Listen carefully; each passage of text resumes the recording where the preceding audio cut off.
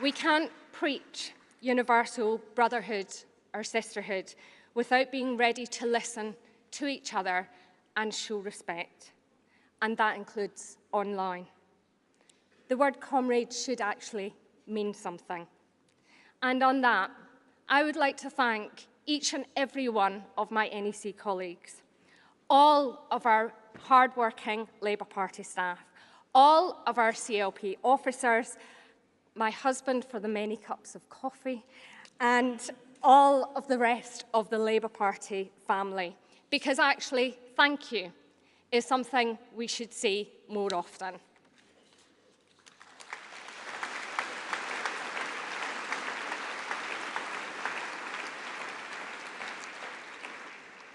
The NEC has worked hard to tackle the stain of anti-Semitism.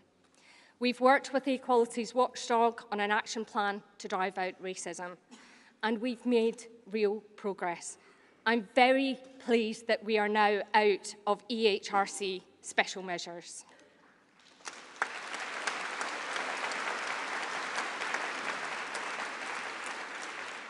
And there's more. We've stabilised the party's finances. So we're now spending more campaigning to defeat the Tories and the SNP than we are paying legal fees. We've introduced a new code of conduct, and we're moving to a new state-of-the-art HQ after conference is over. And this week, we've delivered the biggest Labour Party conference we have had in our 123-year history.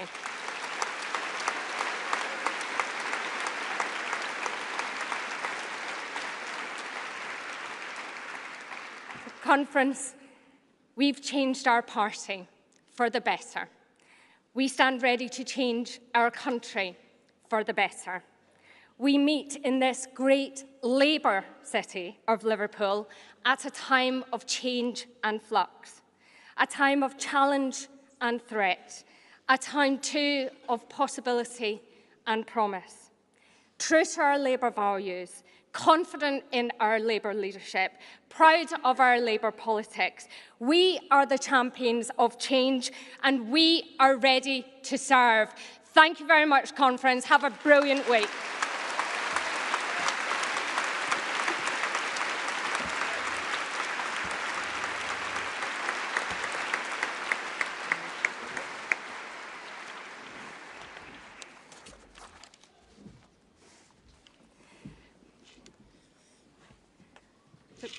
Conference, each day we will receive a report from the Conference Arrangements Committee.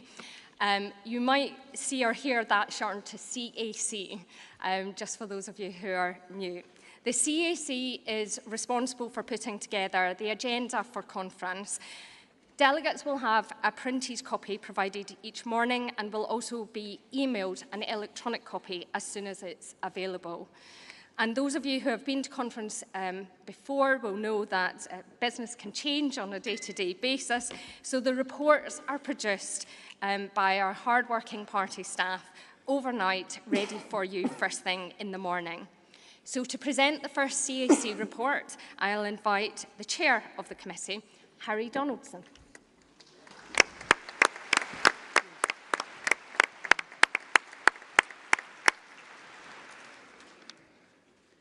Thanks, Chair. Morning, Conference. It gives me great pleasure to welcome you all back to this great city of Liverpool for this year's annual conference. Labour is making a massive difference in Liverpool. We are protecting the city's children's centres, bringing a new fleet of pioneering publicly owned trains and protecting local jobs by bringing services back in-house. I know many of us have come straight to Liverpool from Rutherglen and Hamilton West, which you've already heard of, and having worked hard to achieve an amazing Labour victory there. The tireless efforts of volunteers and staff have ensured that conference starts on an absolute high this year. Conference Arrangements Committee would like to thank all the Labour Party team, conference venue staff and many contractors who are also involved in bringing together tirelessly to bring about this today. This year's annual conference 23 will be the last one before a general election and is an opportunity for us all to show the country that we are ready to lead and be the party of government. Today we will hear from Angela Rayner and our General Secretary David Evans, Annalise Dodds, our party chair, and Pat McFadden, the National Campaign Coordinator. We will celebrate our successes with the Merit and Best Practice Awards, and we will debate and vote on important rule changes that will make vital changes to our party as we prepare for the next general election.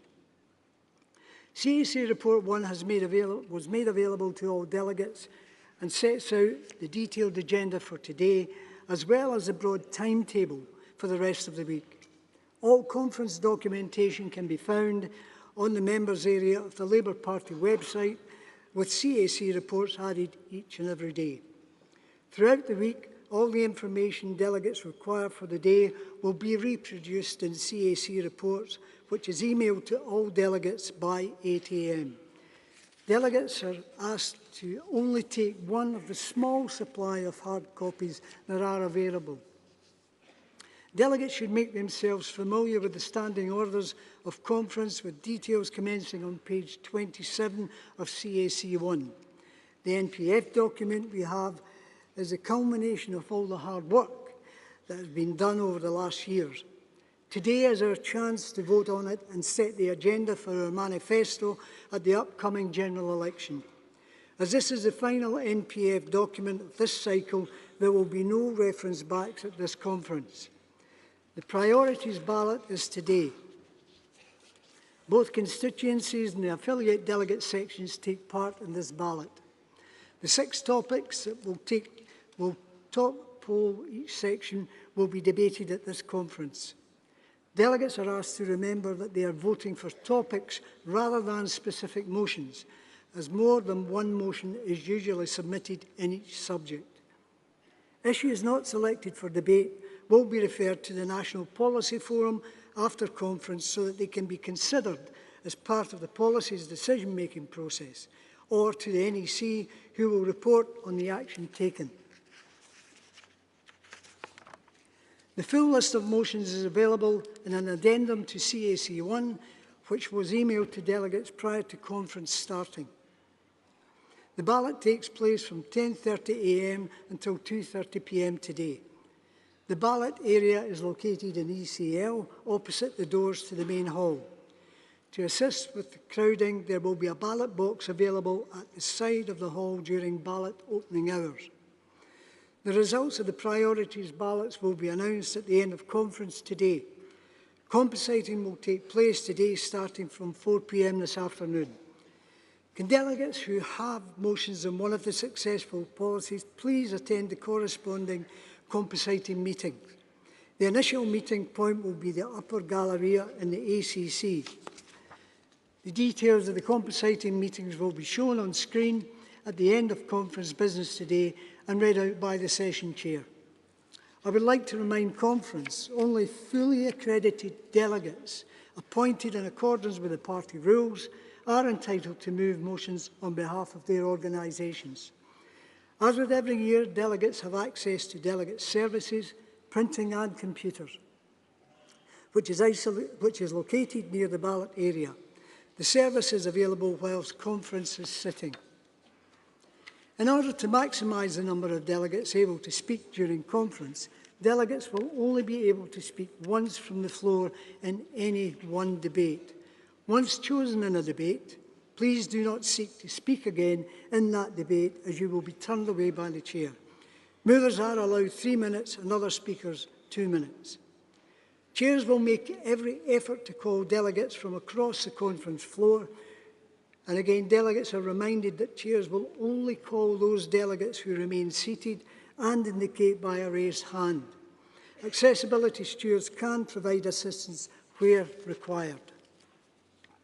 Conference, the official partner charity for this year, is in memory of Baroness Margaret McDonagh, who sadly passed away earlier this year from glioblastoma. She was instrumental in the 1997 general election victory and later became General Secretary, leading the party to the 2001 general election landslide. The funds raised will go to research and drug trials so that there may be better outcomes for patients in the future. The NEC have agreed and moved rule changes to be debated by conference. The details of the proposed rule changes to be debated today are detailed in pages 11 to 27 of CAC 1. All ballots taking place this week are detailed in the CAC report on page 6 and will be repeated in CAC reports for the relevant day. Unfortunately, conference, due to a printing error, the NCC ballot paper states that you may vote for up to 3 candidates. This is incorrect. Delegates are reminded that they may vote for up to 5 candidates. Notices will be put up in the ballot area and staff will be reminding delegates this ballot will close on Tuesday, and we will remind you again on Tuesday. We received 10 emergency motions from the deadline. The CAC has considered these motions and ruled that none meet the criteria. Those deemed as not meeting the criteria have been offered an appeal, which will take place today. Women's Conference was held yesterday. The 2 motions were successful and will be debated and voted on this week. These motions are reproduced on the day today they will be debated on. The leader's speech will take place on Tuesday at 2 p.m. Further information will be provided in CAC 3 on Tuesday. The CAC and conference team have worked really hard to ensure the best possible conference experience for everyone. We have accessibility stewards, mental health stewards, first aiders, and our safeguarding team available to ensure that everyone has a safe and enjoyable conference experience. We ask everyone to play their part by treating each other with kindness and respect and dignity throughout our daily conference agenda, but also during the many fringe events, evening sessions and social time spent with fellow attendees. On behalf of the CAC, I would want to remind attendees about their role in ensuring that our conference is a safe and inclusive experience for all children, young people and adults. We believe that everyone has the right to live their lives free from abuse, harassment and neglect, and conference should be a reflection of that belief. All attendees are expected to demonstrate the highest standards of behaviour towards each other. If anyone sees, hears something that makes them concerned, they should report this to the appropriate services, either by speaking to a steward, a staff member or the safeguarding unit. Before I formally move the report, I wish to remind all attendees at conference that everyone wishing to enter the conference centre itself will need to be wearing a pass. This is also true of the conference hotel. As ever, we want everyone to have a safe and enjoyable conference. The CAC, NEC, police, party and venue staff, security staff and stewards will be working tirelessly together to achieve that. Chair, I move my report.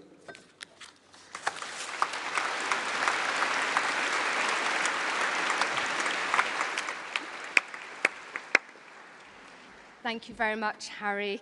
As Harry says, the CAC are in session throughout conference. So if you have any issues, it's sometimes easier to go and see them and have a word before raising them on the conference floor. Excuse me, sorry, I didn't call for speakers. Sorry, I was going to ask for speakers.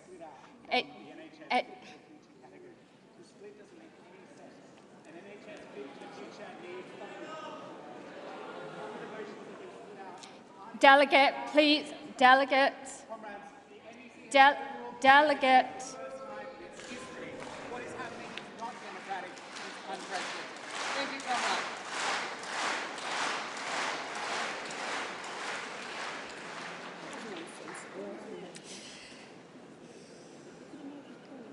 Conference. I was just about to say there's now an opportunity for anyone who wishes to raise points on the CAC report, but I was interrupted.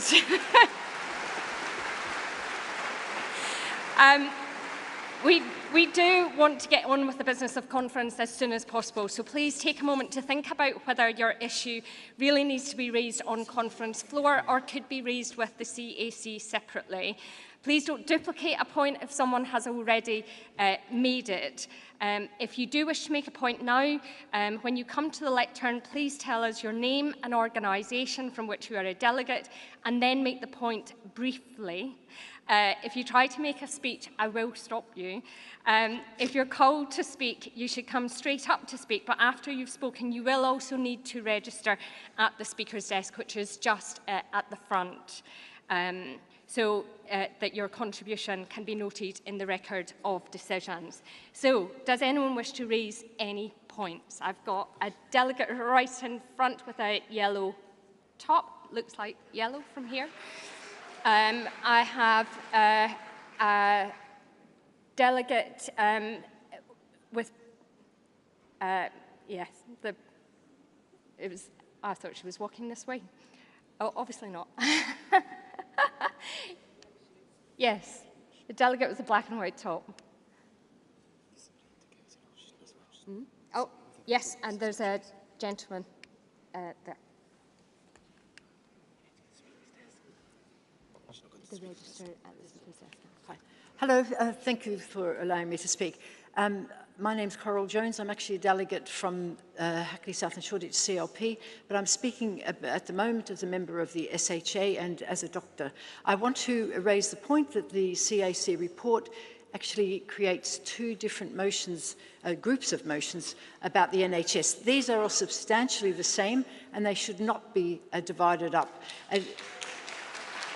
And I'm calling on people to reject, I don't know if you can reject part of the CAC report until this is amended and all motions are taken together. If we're going to give an offer to the public that's going to save lives and work for staff and for public health, then we need all opinions to come together to create that, and not to have these two false categories which are pushing people to vote one way rather than the other. Thank you.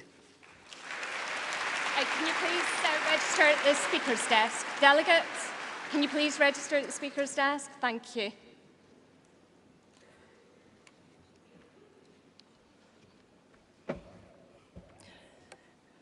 Good morning, Conference. Angela Rayner, proud Unite member. And my pronouns are she, her. We are appalled and dismayed to witness the democratic decisions taken by the CAC being overturned by the NEC officers group.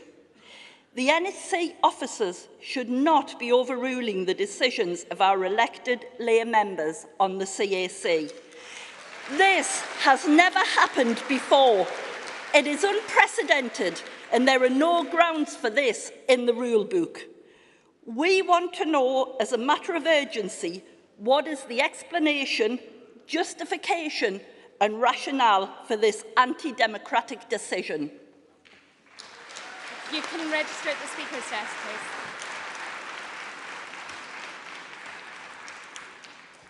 Thank you, Chair. Matt White, Tottenham CLP. I'd like to challenge the CAC report's division of the social care motions from the social care workforce motion. That's one motion submitted by Unison as a separate group of motions to the 6 motions submitted by my CLP and 5 other CLPs. There doesn't seem to be any grounds for that, especially as many of the CLP motions also deal with social care workforce. So I think our CLP will have to oppose the CAC report on those grounds. Thank you. You remember to register at the speaker's desk. Yep. I will ask Harry to respond to those points.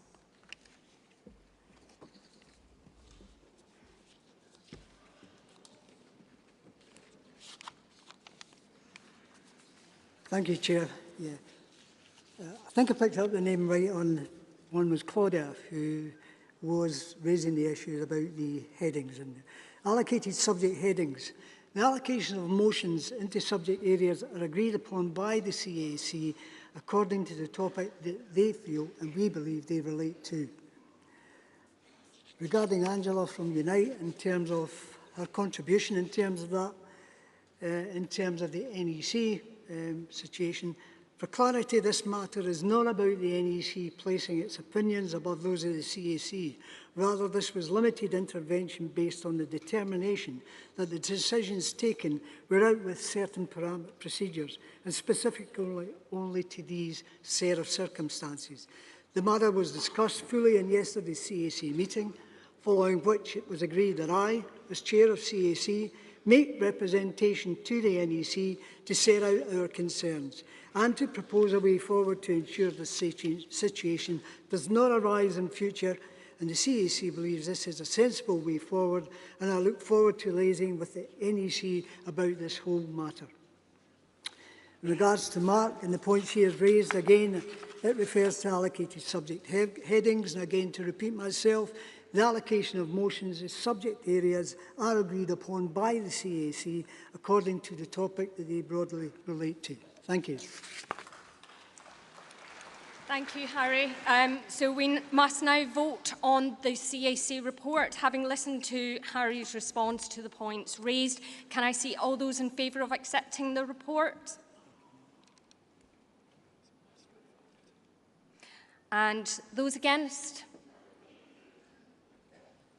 And any abstentions? Okay, that is clearly carried.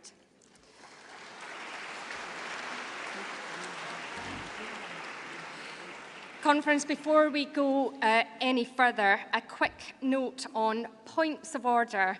This is all the exciting stuff this morning. Points of order are questions about the procedure used in debate. They are not an opportunity to make a general point or a speech. In your CAC report, you will find the standing orders for annual conference.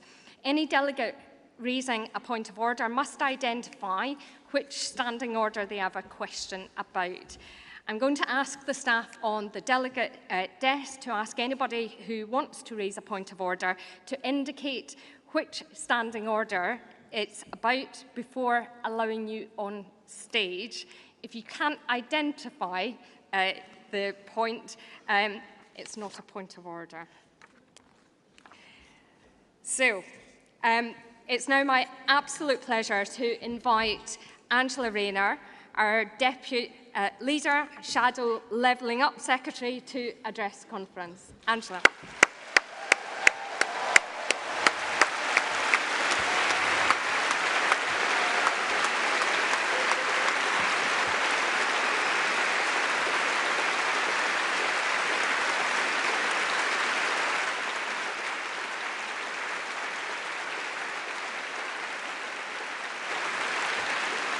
Good morning, Liverpool, and welcome. I love a good standing order. It brings me back to my union days. This year's conference comes at a momentous time for our party and a pivotal moment for our country, just days after Labour's huge win in Rutherglen.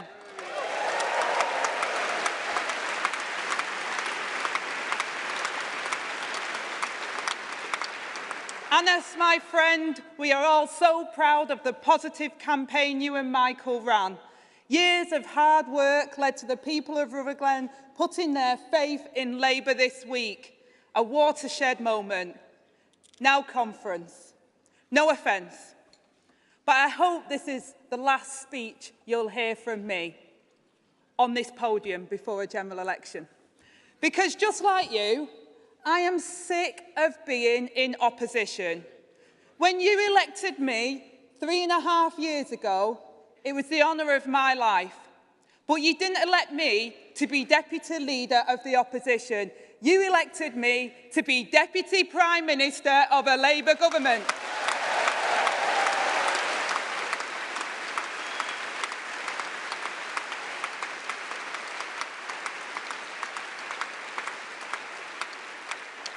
A Labour government that will transform people's lives like the last Labour government changed my own. Now, we have a great week in store, but it comes after one where we saw the chaotic face of today's Tory party. They've had quite a year since we last met. The leader who lost to a lettuce, the Chancellor who forgot his own tax return and forgot to declare it too, Gavin Williamson, forced to resign because he turned out to be a bully. Who knew? Dominic Raab, also forced to resign as a bully. I think everyone knew that one, except the Prime Minister, apparently. And there's the Home Secretary, sacked as a threat to national security. The same Home Secretary reappointed next week. I think they call that time served. Apparently, she believes in the rehabilitation of offenders after all.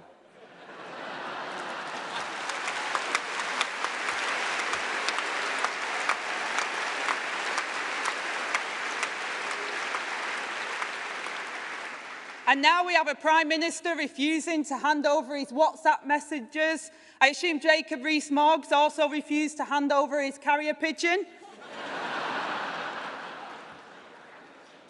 Conference, throughout all of it, the Prime Minister simply can't stand up for the country against his party. He's apparently planning another reshuffle. Maybe that's why he thinks we're offering him 7 different bins for different kinds of rubbish.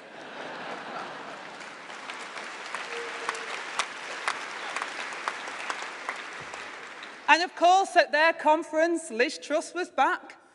But one thing did become clear last week. We all know that he's just Ken in her Barbie world. And what a contrast we are to the Tories. With Keir at the helm, Labour's shadow cabinet is hungry for change. And I might be a little bit biased, but I think my team are shining stars. I lead a formidable front bench with Matt, Sarah, Flo, Paula, Mike, Nav, Mary, Sharon, Sue, Amwaj, and Justin and Imran leading on the New Deal for working people.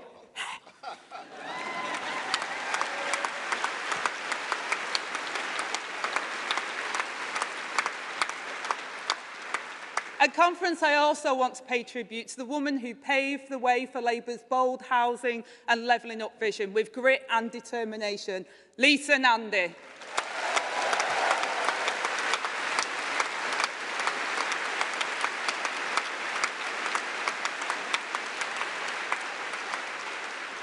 The reality is that Labour is already delivering in power.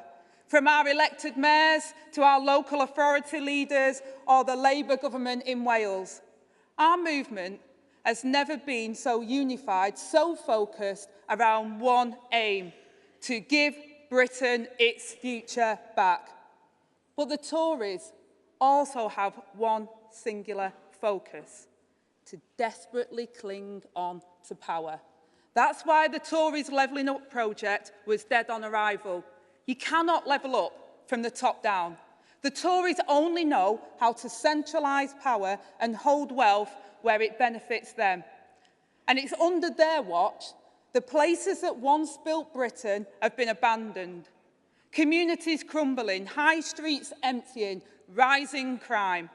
Streets that were once bursting with pride, shut down, boarded up, denied a brighter future, rents that are skyrocketing, mortgages soaring, where work doesn't pay.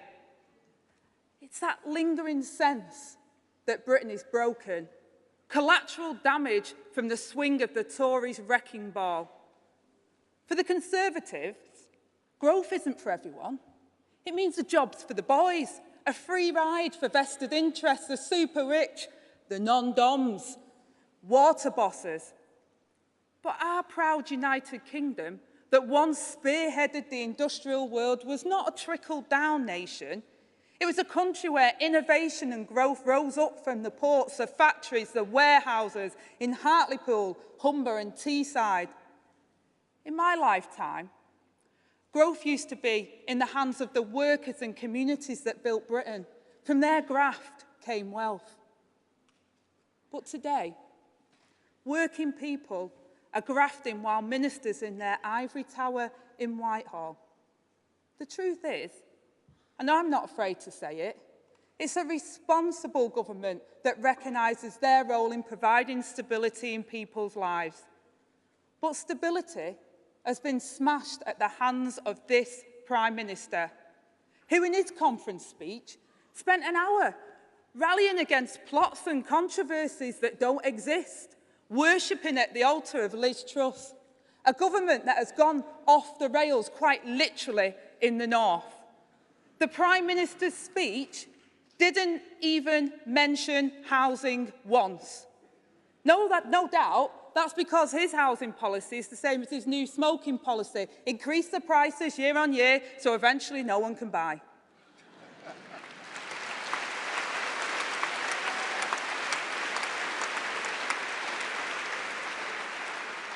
The truth is, looking down from his private jet, Rishi Sunak can't understand why young people can't get on the housing ladder.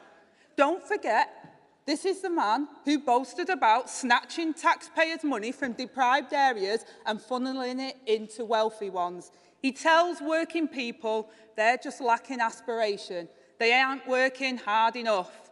All the while, people are kept up at night by the pit in their stomach, whether their paycheck will cover the bills or be enough to keep the roof over their heads, or whether their children will ever earn enough to be free from the same anxiety which keeps them up at night.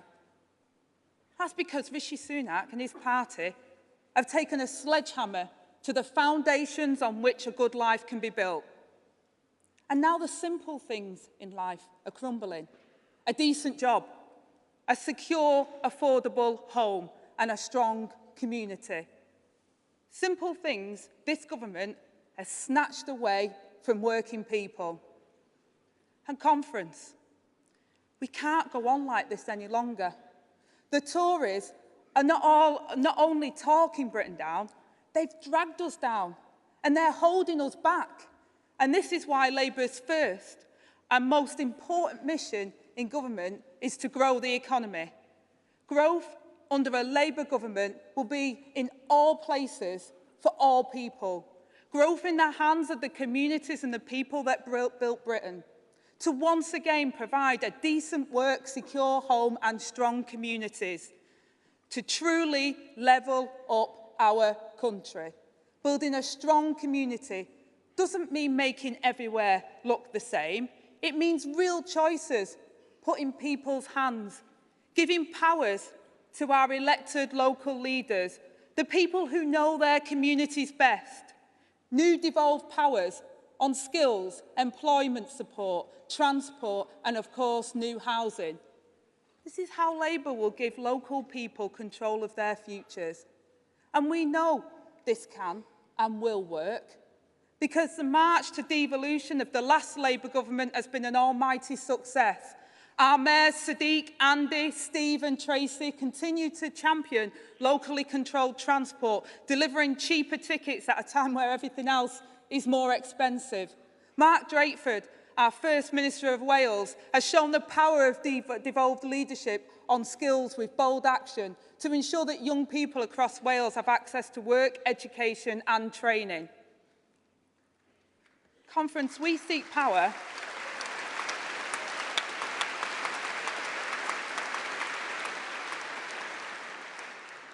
We seek power so we can hand it back to the people. That's the Labour way. It belongs to them, not us. But that also means recognising who is in the engine room of Britain's economy. Labour has a long and proud history of being the party of working people and the party for working people.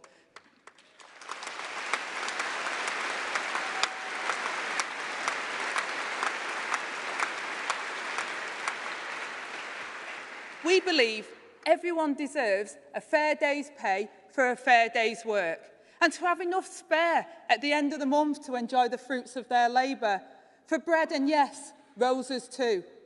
But under the Conservatives, too often, work doesn't pay. The Tories' low-wage economy, stagnant productivity and tumbling business investment. Everything about this is bad for workers, bad for businesses and bad for our economy. Now, conference, I'm proud that the last Labour government created the national minimum wage. Back then, the Tories hated it. They said it would crash the economy. How wrong they were. But so much of Labour's progress has since been reversed. Young adult workers are getting a raw deal when their bills are as high as everyone else's. There's no doubt we need to raise the floor on wages and build lasting change. but it's only Labour that can make that work.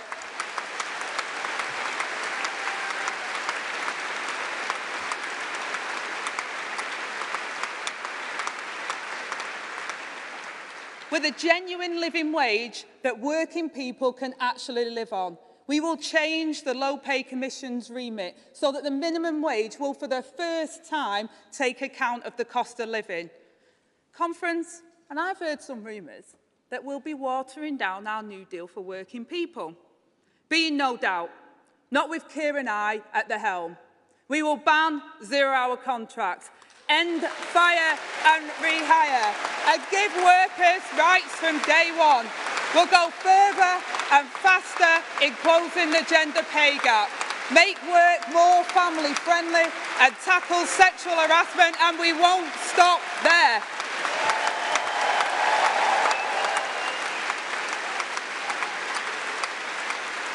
We'll ensure that unions can stand up for their members. We'll boost collective bargaining to improve workers' pay terms and conditions. And make no mistake, this is an agenda that will deliver hand in hand with the trade union movement, as we will work with businesses too, because they know a good modern labour market is good for growth. Conference Labour's New Deal for working people is our plan to boost wages, make work more secure and support working people to thrive. This is how Labour will make work pay. And this is what Keir has asked me to do. And this work has already started. But it can only be completed with Labour in power. And as Deputy Prime Minister, I will personally table the legislation implementing our New Deal within 100 days of taking office.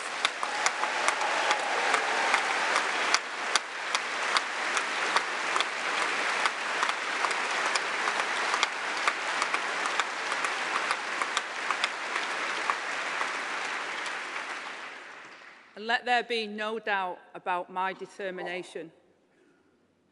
And I have no fear of winning that argument in an election either. Last week, the people of Rutherglen and Hamilton West voted to make work pay. Let's give the people of our whole country the same chance to do the same.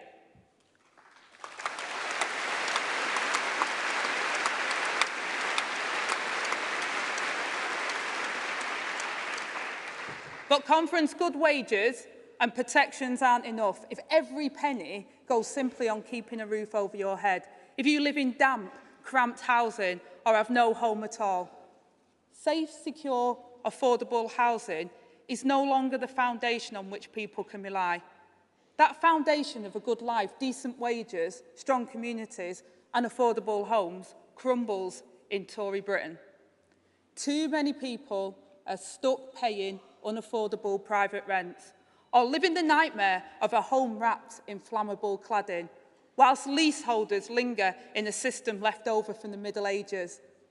The dream of home ownership is slipping away, as more than 1 million families wait for social housing. Over the last 13 years, Tory ministers sold or demolished more than double the number of social homes that they delivered. Families who need a council house are often stuck in cramped temporary accommodation or at the mercy of private landlords.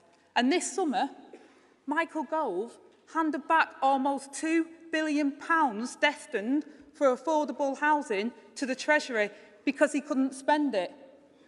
A Labour government would right this wrong. We know a secure home is like a secure job, is a game changer and crucial foundation for a good life. That's why we will get social homes built, brick by brick, building not just homes, but also communities. And I'll get my hard hat and high vis on if I have to.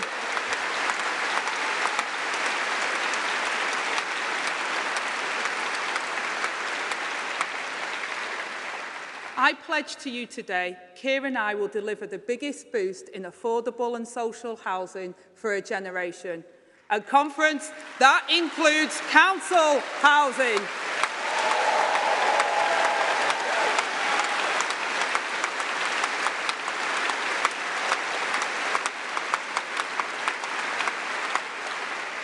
Conference, the Tories look down on people living in social housing.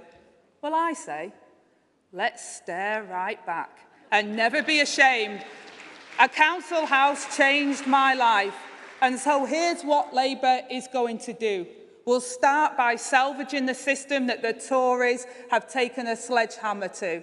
Where the Tories have snatched billions from affordable housing, Labour will unlock government grants to deliver new homes by making the Affordable Homes programme more flexible so that every penny gets out the door to build the homes that people need. And by working with our local leaders, who know their areas best, we'll use these funds more effectively. And second, we will strengthen the rules to prevent developers from wriggling out of their responsibilities, and we will speed up the building of new, social and affordable housing.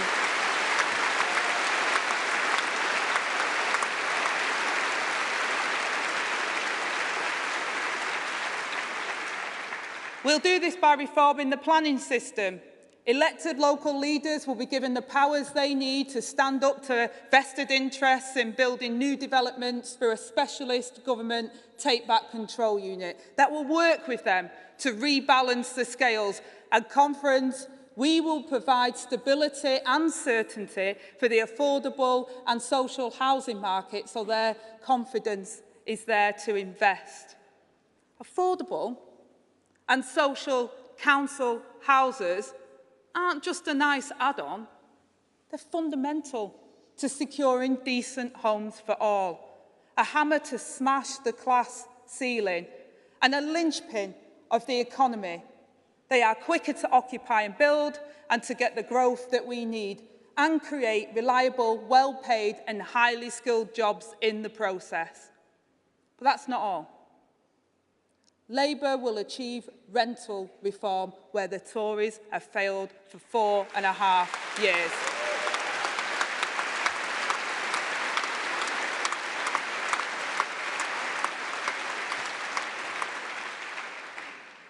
Finishing the job by banning no-fault evictions.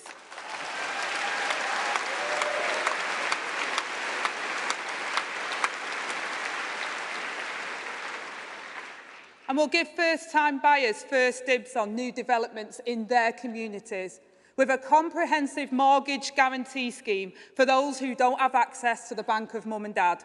And we'll end the medieval leasehold system with root and branch reforms.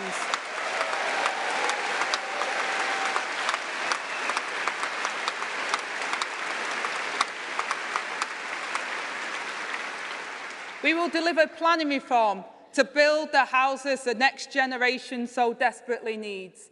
It's Labour that is the party of home ownership, because we understand what it means to make your home, to start a family and to get on in life.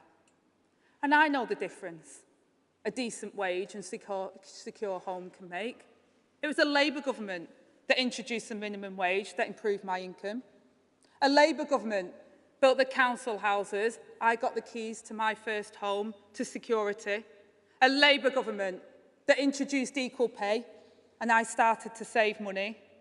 The Labour government took me from a council estate to the parliamentary estate.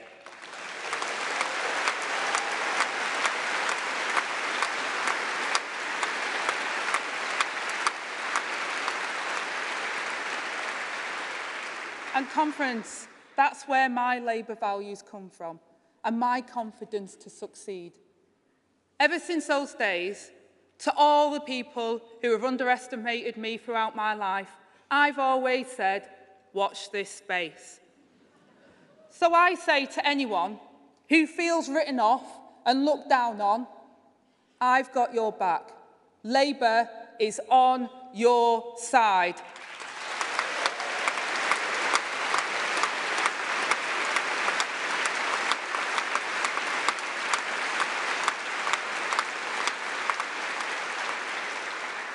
Conference, the Tories last week not only showed that they were not on your side, they showed they're not fit to govern. It's not just that they don't have a plan, frankly, they don't have a clue. And they can't solve the country's problems because they are the problem. They've broken Britain.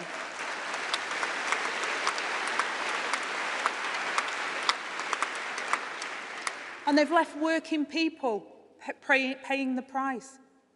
We don't just know Britain can be better than this. We have a plan to make it better. Not short-term sticking plaster solutions, but a mission-driven government. So you'll see that plan from us this week. A different kind of economy, where better living standards for all are how we drive growth and why we will drive growth. That repairs and revives our broken public services and provides a secure job, decent pay, strong communities and a home of your own, the foundations on which a good life is built. Conference earlier, I quoted one of the great anthems of our movement. It was a woman trade unionist, Helen Todd, who first demanded bread and roses too. A century ago, she wanted the right to vote and something worth voting for. In her words, that bread and roses be the heritage of every child that is born in this country, in a government of which she has a voice. Conference, our mission as a movement is the same now as it was then. So let us fulfill it. Let's make it our legacy for every child in this country once more. And let us be the government where they can find their voice and follow their dreams. Thank you.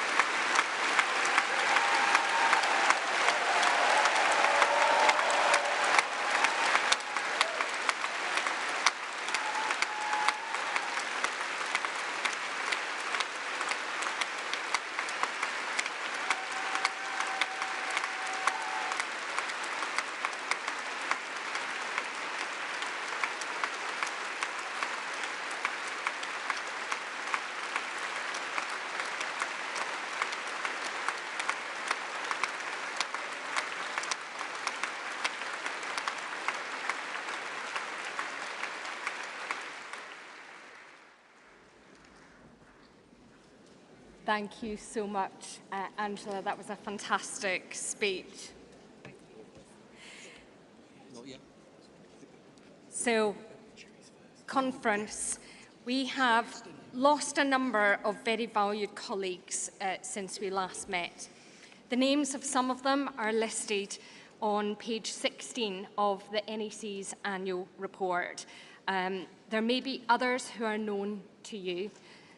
We will celebrate the lives of our colleagues with applause. So please, if you are able, stand now to remember all of those we have lost since we last met.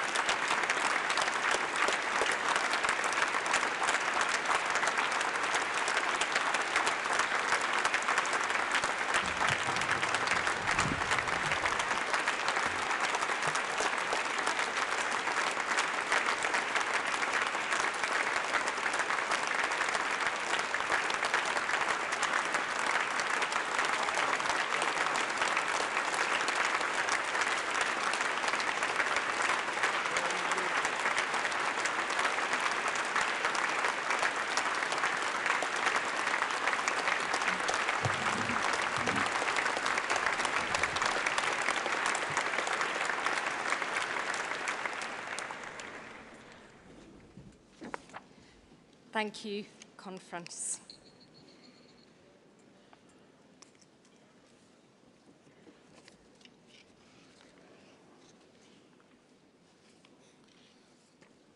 Conference.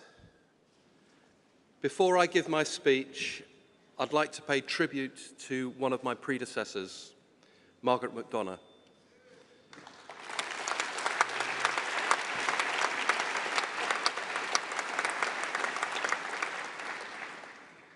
In a second, we'll play a short video, but I'd like to say a few words about Margaret.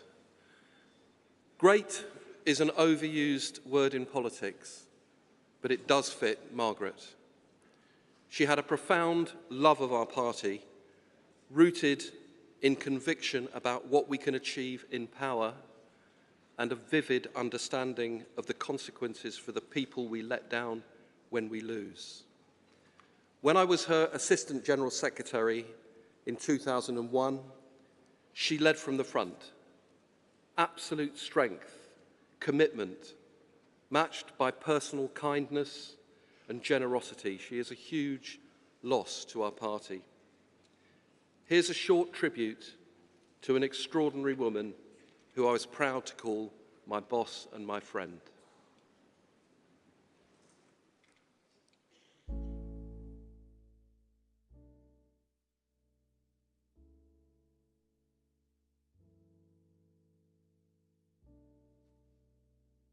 I mean, where to begin? Everyone has a story about Margaret.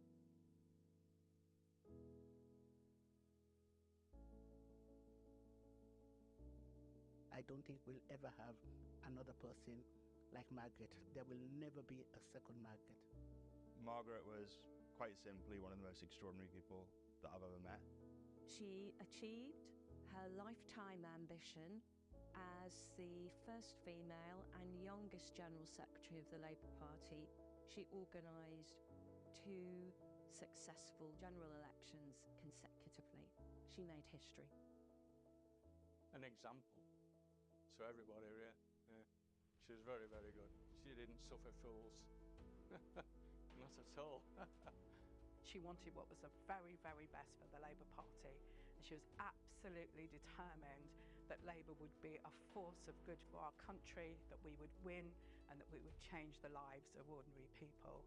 Her unyielding view that you can only make a difference if you win, but winning isn't enough, it's winning for a purpose, and that is to transform the lives of the people that we represent. She was the best sister anybody could have, and the best friend, and the best comrade, and she gave the best advice. And sometimes the best advice isn't always the most comfortable advice. And my friend Joan Ryan once said that Margaret loved people enough to tell them the truth. What some people don't always know about Margaret is that she was so incredibly kind and incredibly generous. And if you were ever in any kind of trouble, the person you'd want on your side is Margaret McDonagh. She was a very good friend. She never forgot where she came from. She always made time, no matter how busy she was. She made time for you. One of the best bosses I've ever worked for. I think there are many people walking around who don't know who she is. And I think they should know who she is, actually. I was lucky enough to have her as my General Secretary. She was an extraordinary and wonderful human being, but she can also teach us a lot today.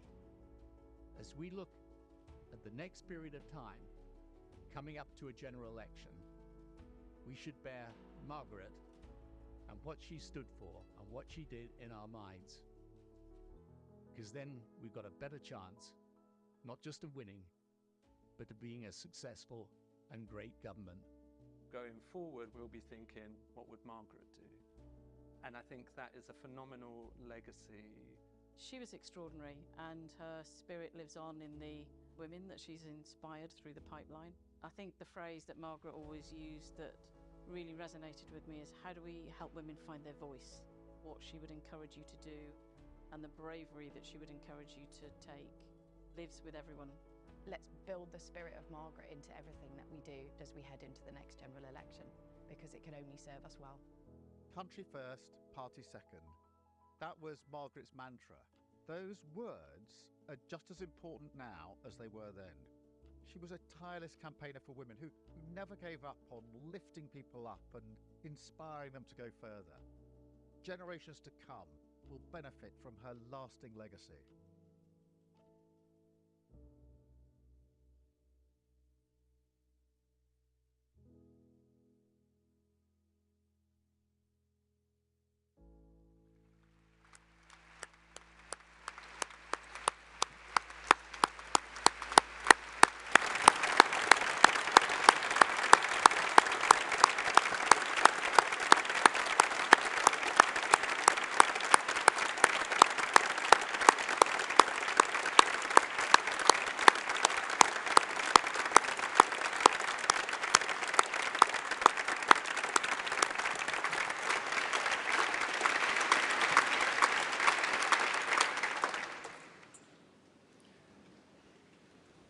Conference, I'm amongst those who knew Margaret personally and benefited directly from her inspirational leadership. I'm proud to announce that today we are launching the Margaret McDonagh Leadership Academy. It will place leadership at the heart of our mission for staff, candidates and activists. The Leadership Academy will ensure that future generations will also know Margaret, be able to realise their potential and help us win for the country. A fitting legacy. Thank you, Margaret.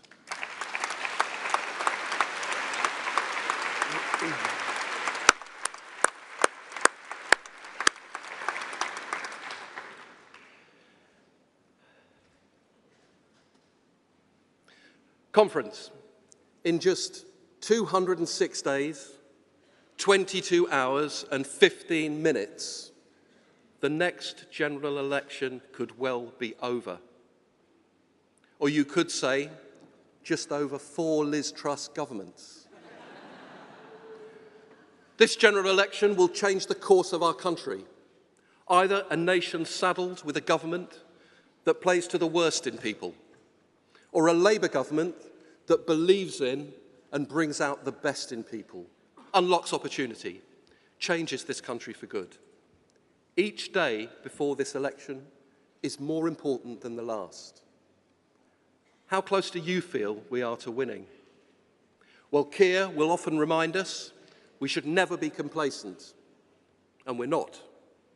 But there are reasons to be confident. Since that disastrous defeat in 2019, the progress we've made has been breathtaking. None of it by accident, none of it inevitable. Difficult decisions. So our finances are strong, and we can now invest more in this campaign than ever before.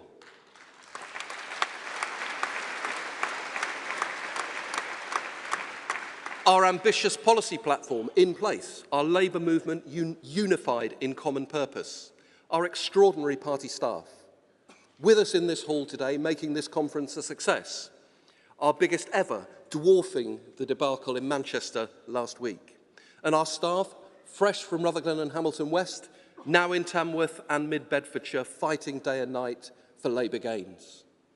Over 165 new parliamentary candidates who will command the confidence of the voters in the seats we need to win. Our members and volunteers, over 1,000 joining in just the last week. More doors knocked on this year than ever before. Our whole organisation transformed. But what gives me most confidence is the impact this is having on voters. The doors that once slammed shut in our faces have now started to open again. People are nervous about what the future holds for them and their families, finding it harder to hope, harder to trust. Our job is to listen, show by what we say and what we do that we're different, deserving of their trust. I know we all read the polls. It's hard not to. But remember the words of the late Shimon Peres. Opinion polls are like perfume, nice to smell, dangerous to swallow. We're not swallowing any polls. Our priority is not just to persuade, but to turn support into action, poll leads into votes. And this year, we did. As Rishi Sunak said last week, facts are facts. Well, here are some facts, Rishi. We won the local elections by the largest margin in decades.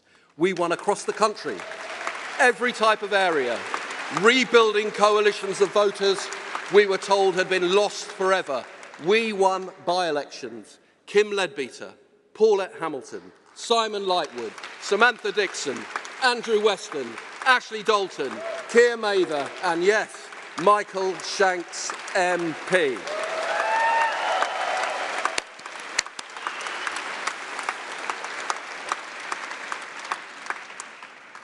But we know, sadly, by-elections rarely change governments, but they can change the political weather. Most voters only follow politics out of the corner of one eye, but in by-elections we come squarely into view. And where we do the work, where we listen intently, we've turned those open doors into Labour votes. Our new campaign machine clicking into action. But I want to mention another name, Danny Beales. Our candidate in Uxbridge and South Ruislip, a great candidate, not in Parliament. We came up short for him by 495 votes. The Conservatives beat us. This was painful, but pain is useful. It tells you something isn't right and needs to be fixed. You ignore it at your peril. A reminder that even if the Tories have given up governing, they haven't given up campaigning. If we give them an opportunity, we will pay the price. And we should always remember that in the 123 years since Keir Hardie, the original Keir, founded our party, we've been in power for just 30. That's why, in spite of the great progress of Labour governments, we still live in a country where power is concentrated, gross inequality persists, and injustice remains. Every time we lose, it's always the people who need a Labour government most who pay the price.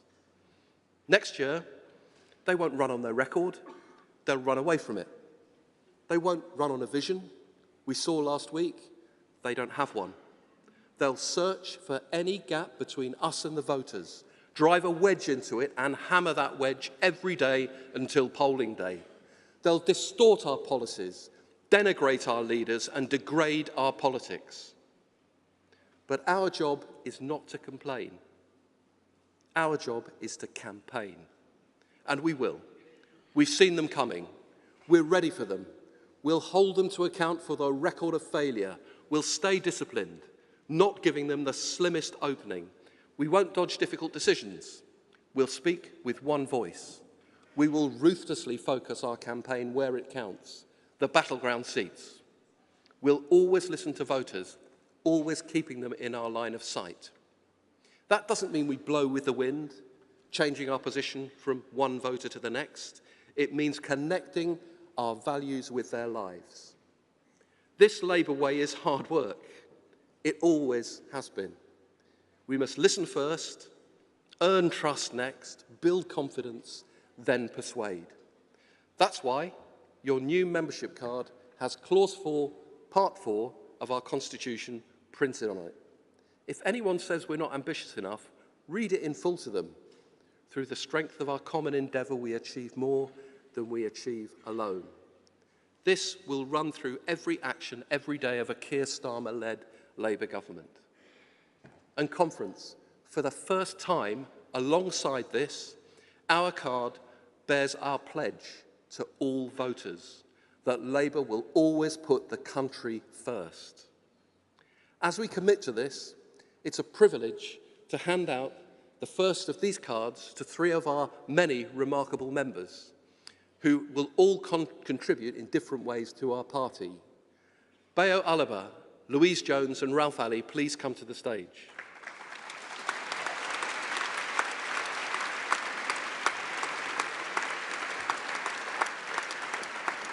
Bayo, a former parachute regiment soldier, now serves his community in Wanstead Park as a councillor. Ralph helped set up Brighton and Hove Young Labour.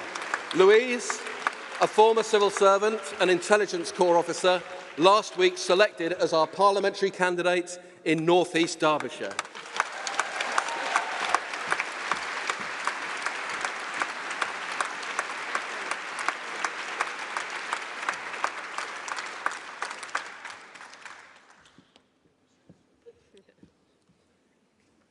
What are we doing? Yeah.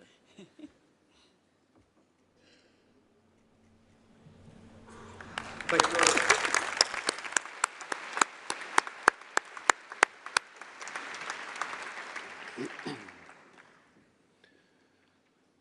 So how can we win in 24? Well, how we've always won.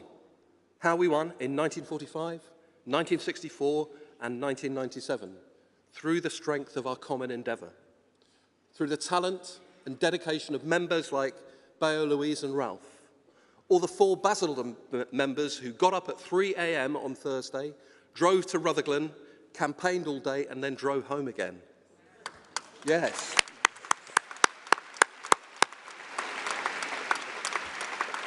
That's why our campaign to win in 2024 starts today with you, our members. It's called Win 24.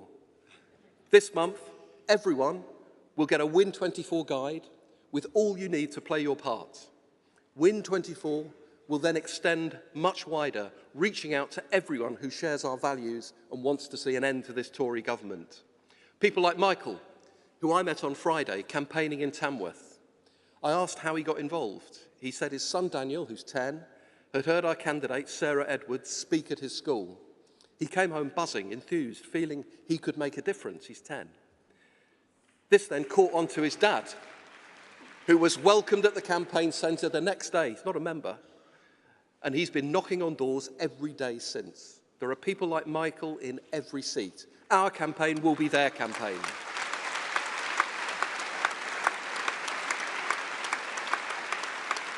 It'll be open, welcoming, inclusive. One first step will be a Win 24 sticker. You'll get one. Put this in your car. The real one's a bit smaller than this, but put this in your car or porch. It will signal to others in your area that they're part of a growing number who want us to win in 24. At first, you'll just see a smattering, but this will spread as our campaign builds and grows into an unstoppable movement. More people speaking to voters, more donations in cash and kind, more volunteers. The Tories won't know what's hit them. And it won't just be our victory, it'll be the British people's victory, voting Labour to take their country back.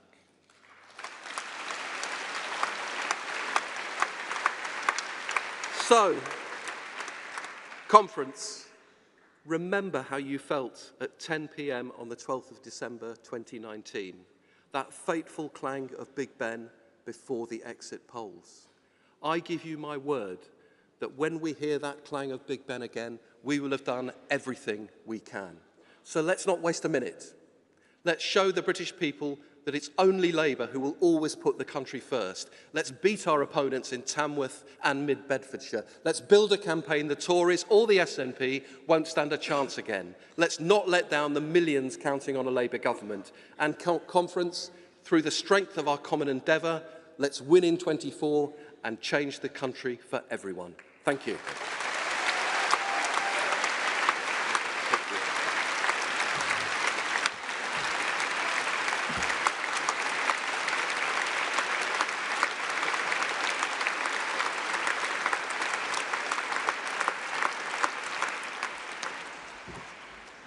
Thank you, David. And talking about winning, there are phone banks running for Mid-Bedfordshire and Tamworth by-elections. They are running in the M&S Arena every evening of conference. So today, there are phone banks from 3 till 6 p.m, Monday, 5 till 8 and Tuesday 5 till 8. So if you've got a spare 10 minutes or half an hour in your conference schedule, you too can help play your part in those by-elections. And I just want to thank all of the party staff who have been working so hard in the recent by-elections, especially those who were camped out in Rutherglen. Election day was a dreich day in weather terms, but we got there through the strength of our common endeavour. Now, conference, we will consider the financial reports, which are listed on page 87 of the annual report, and 47. And I'll invite our new party treasurer, Mike Payne, to present his report to conference. Thank you, Mike.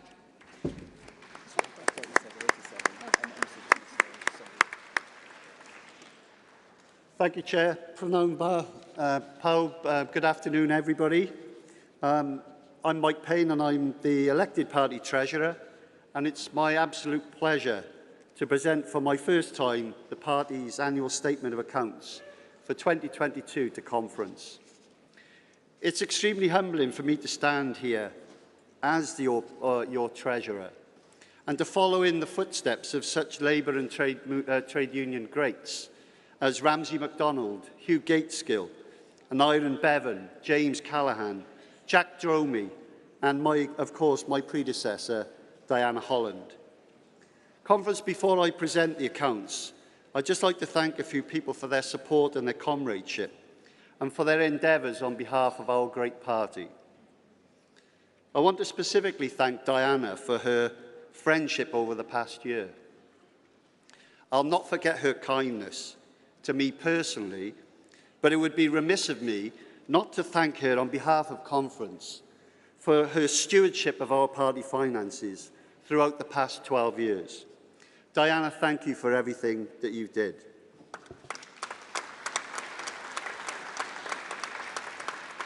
In addition, Conference, I want to thank Simon Mills, who is the Executive Director of Finance and Operations, who recently left the party for pastures new, for the way he has steered the party finances for the past 16 and a half years.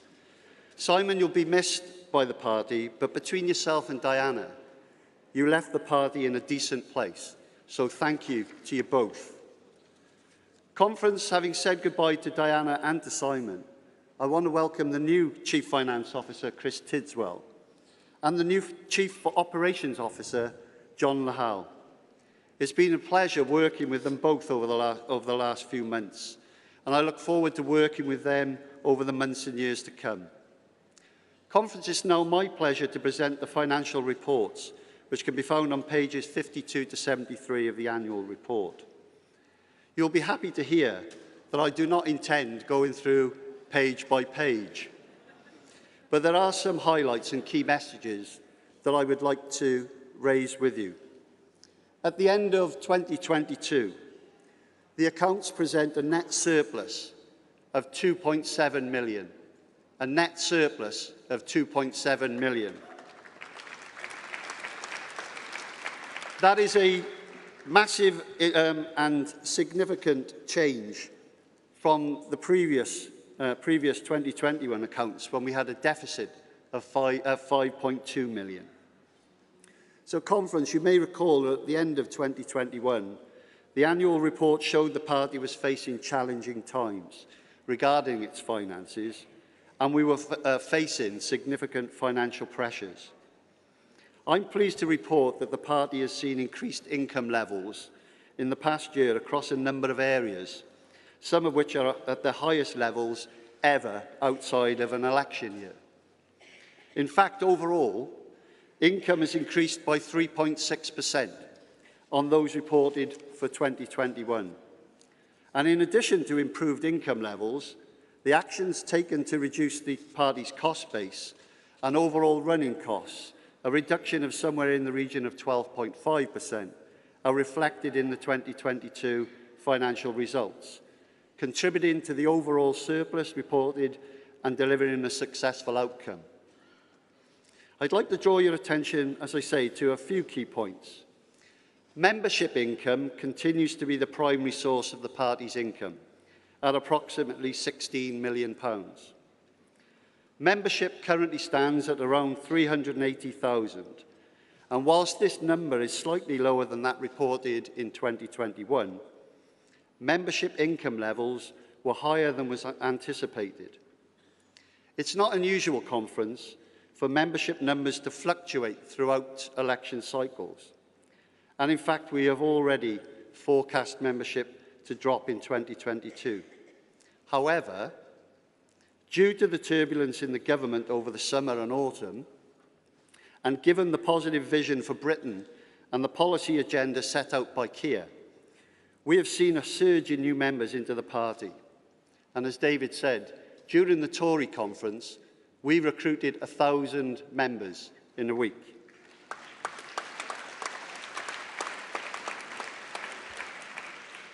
This combined with a reduced rate of members resigning and or being in arrears. Arrears at an all-time low, 3%. That is a decade-long low. And it has led to a result which has been better than we anticipated. Conference donations remain our second largest source of income at 10.5 million. And this is an improvement on the figure for 2021. The prospect of a general election and an opportunity to get rid of this Tory government continues to drive donations, and we are already seeing growth in support. The third area of increased income I'd like to mention is our commercial revenue. This grew by 1.2 million between 2021 and 2022.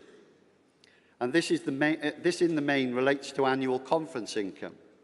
And just as a side note, you will see from this year's conference guide that this year's conference exhibition is the biggest ever.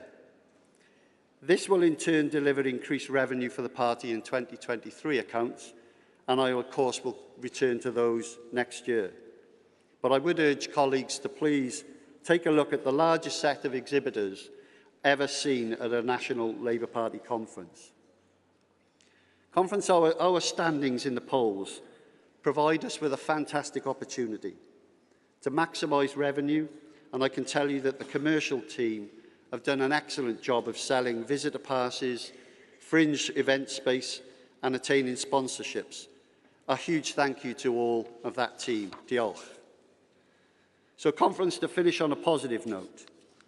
The financial position at the end of 2022 provides us with a solid base for 2023. It allows us to invest in additional staff, to train activists and to provide the tools and the systems that we all need to win for Labour. As the party mobilises for the challenge ahead, fighting by-elections like Rutherglen, Tamworth and Mid-Bedfordshire, and preparing itself for a general election, cost control, income generation and strong financial management remain the priority. To ensure that this party achieves its goal of winning power, because whilst also remaining financially stable and sustainable in the long term. Conference, we stand at the gateway to a new era of fairer and greener politics, which can and will only be delivered by a Keir Starmer-led Labour government. Let us not be complacent. Let us go out and win. Policies without power achieve absolutely nothing. So, Conference, it's my absolute pleasure to move the financial report, and I look forward to Conference support. Diolch yn fawr iawn. Thank you all.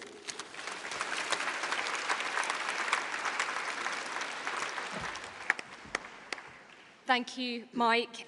Would any delegate like to ask any questions or make any points from Mike's report? I've got a delegate there, and I think that's the only one. Thanks.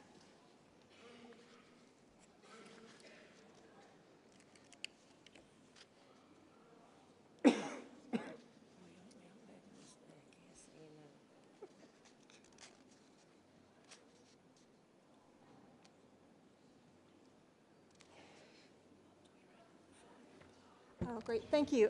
Stephanie Lynn Coggle from Islington North, CLP. Just had a few quick questions. Just wanted to know about the increase by 120% of senior management costs, and if that could just be explained.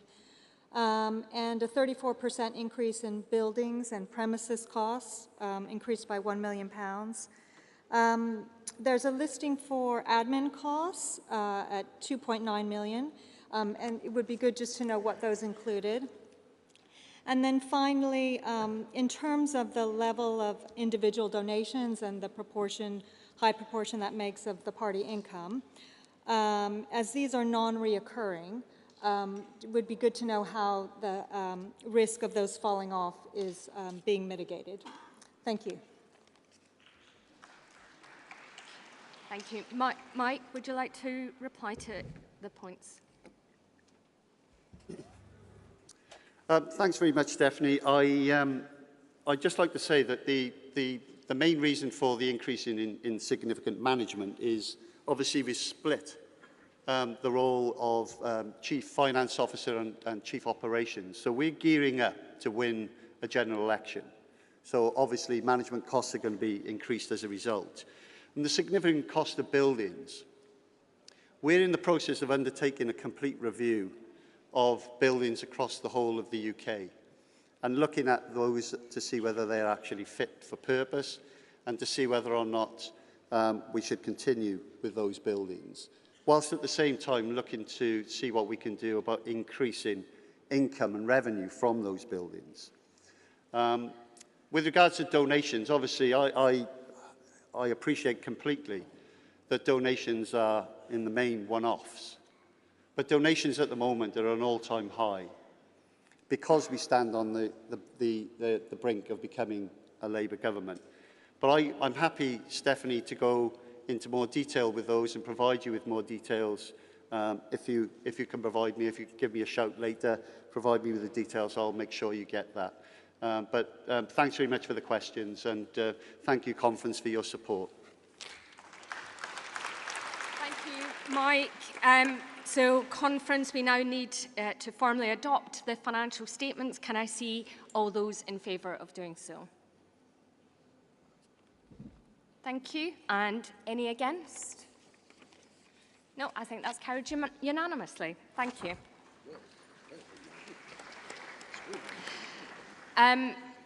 So now we also need to accept the annual report as a whole.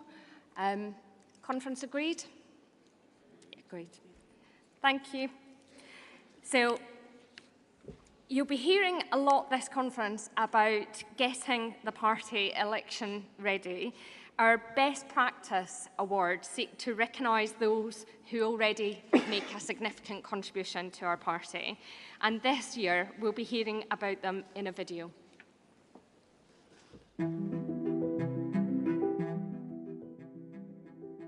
We are really delighted to say that we have won the Best Campaign Best Practice Award for July's historic by-election victory in Selby and Ainsty, where we overturned a Conservative majority of 20,000 to elect Keir Mather as our new Labour MP.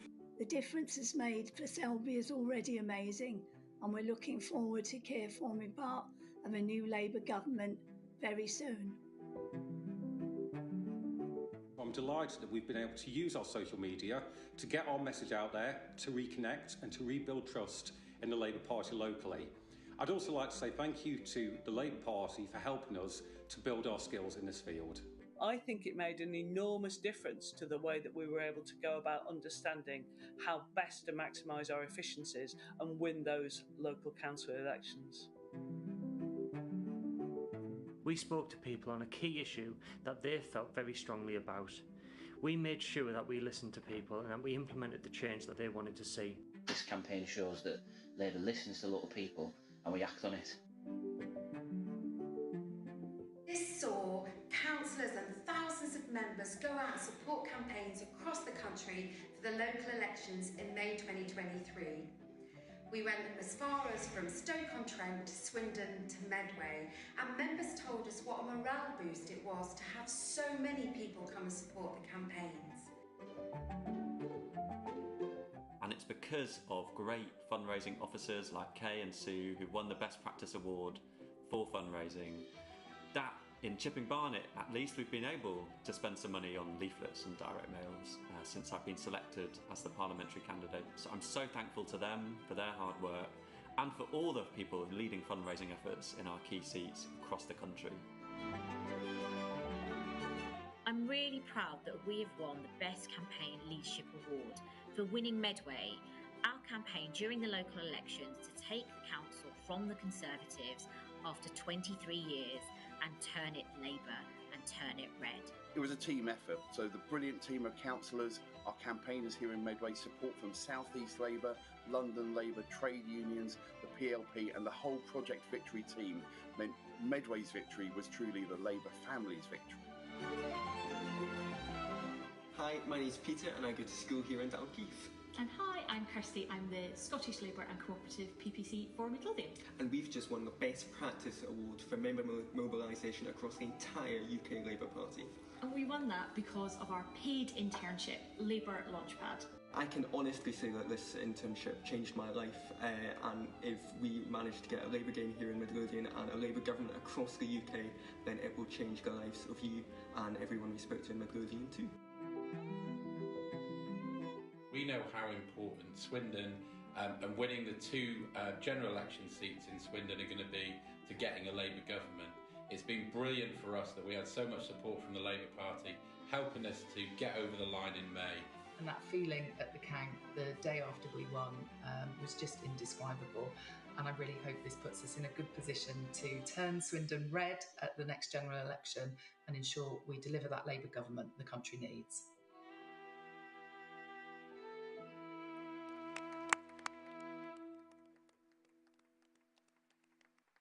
Congratulations to all of those winners. And if you didn't see Vince Maple's celebration dance after their election victory, you should look it up because it's joyous. So, conference, we take time each year to recognise the contributions of individual members who've also gone above and beyond. This year we have merit awards for Jose Alexander and Jane Hill. Annalise.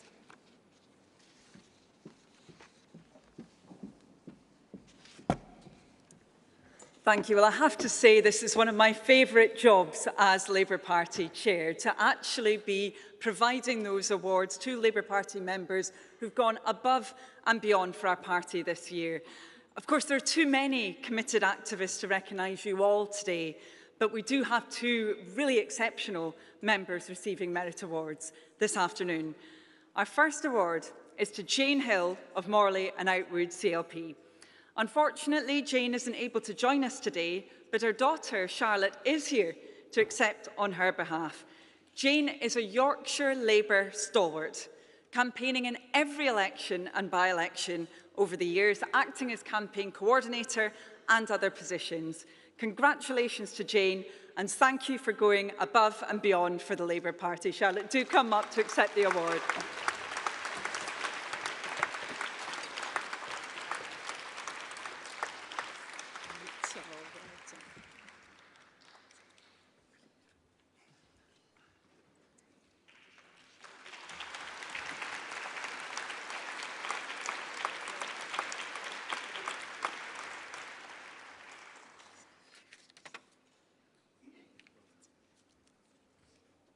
And now to our second winner, Jose Alexander. Jose is at almost every national phone bank, and he's only missed it to go door knocking. I can also reveal that we've worked out how many calls Jose has made. Wait for it, it's a whopping 5,000 calls to voters all over the country. So thank you, Jose, and congratulations. Do come up to receive your award.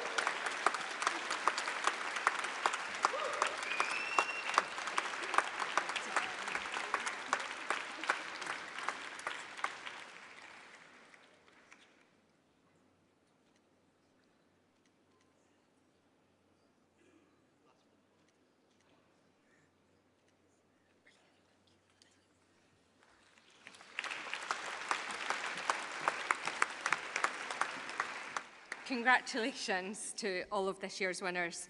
Now, conference, we move to one of the most important items of business. I do appreciate we're running slightly behind, but it is the final report of the National Policy Forum. This report, set out to all of you ahead of conference, is a culmination of the work of the Policy Forum since the last general election. If agreed today, this report will form the basis of our next election manifesto.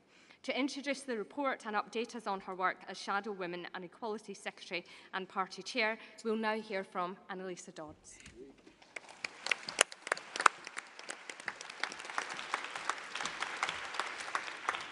Thank you.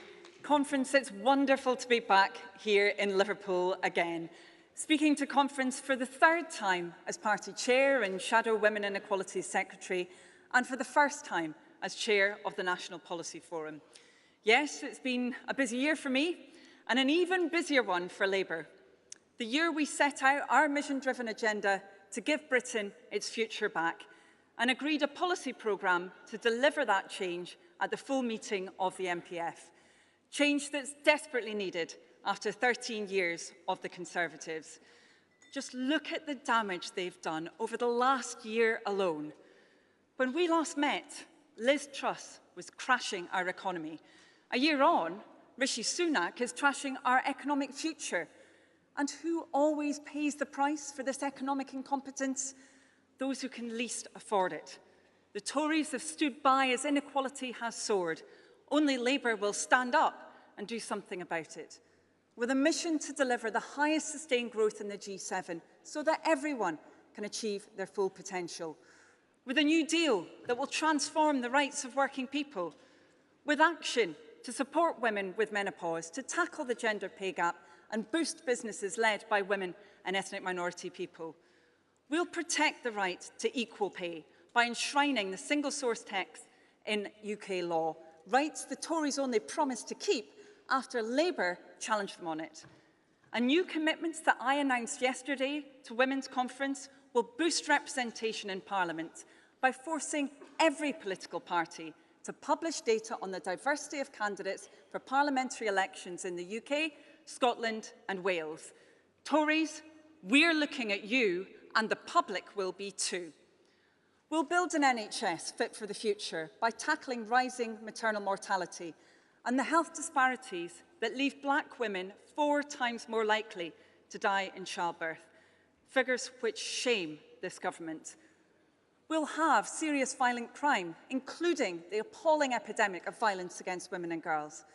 We'll break down barriers to opportunity by embedding equality at the heart of everything government does, genuinely assessing the impact of new policies on equality and defending the Equality Act from Conservative attack. The last Labour government did more to advance equality than any in history. The next will finish the job and break new ground by tackling the inequalities we face today, like the structural racism that scars our society, leaving black, Asian and ethnic minority families worse off, in poorer health and bearing the brunt of the cost of living crisis. The Conservatives don't even think there's a problem. They deny structural racism even exists. Only Labour has a plan to tackle it at source with a new landmark Race Equality Act. I want to thank Baroness Doreen Lawrence for her leadership and support in the development of this vital work, as well as the community groups and policy experts who fed into it. Experts on tackling racial inequality who gave up their time freely, not because they support a political cause, but because they care about righting this wrong.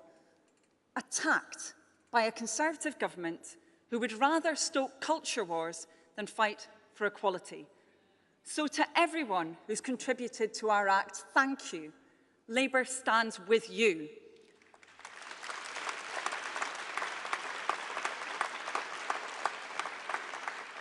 And all that goes to show, Conference, is that the enemies of equality will stop at nothing. But combating inequality is fundamental to our party. It's why we'll always take the right decision over the easy one, and we'll never descend into the gutter where the Conservatives wish to take us. I know it's been a difficult year for many LGBT+ people. Rising hate crime, including physical attacks. A Tory government that treats their lives and their rights as a political football, and a Prime Minister who sees them as a cheap punchline. Labour will never do that. We believe everyone deserves to be accepted without exception and treated with respect and dignity. That's why we will tackle the rising tide of hate with stronger laws, so those who carry out anti-LGBT+ hate crime get the tougher sentences they deserve. We will deliver where the Conservatives have failed by bringing in a full, no loopholes, trans-inclusive ban on conversion therapy. And Conference, we will modernise the gender recognition law to a new process while continuing to support the implementation of the Equality Act that protects everyone. Now, disabled people also deserve respect and they deserve dignity, but they're getting neither under the Conservatives. Labour is determined to break down barriers to opportunity for disabled people. That's why we are committed to the social model of disability and the principles of co-production and independent living. We will honour our commitments to the UN Convention for the Rights of Disabled People. We'll bring in mandatory disability pay gap reporting for big businesses. We'll reform access to work and act to make it simpler to secure reasonable adjustments. Conference, we must act to undo the damage of the last 13 years, to break down barriers to opportunity, to root out inequality wherever we see it, to build a better, fairer Britain. The British people have had enough of the Conservatives and they're looking to Labour to give them hope. It's our job to convince people that a vote for Labour will deliver the change they're crying out for. And the British people are listening. As Labour Party Chair, I can only rejoice in the many excellent election results we've seen since we met last year. As David said, we won the local elections with our best results since 1997, gaining 500 councillors and 22 councils. That's worth fighting for, isn't it?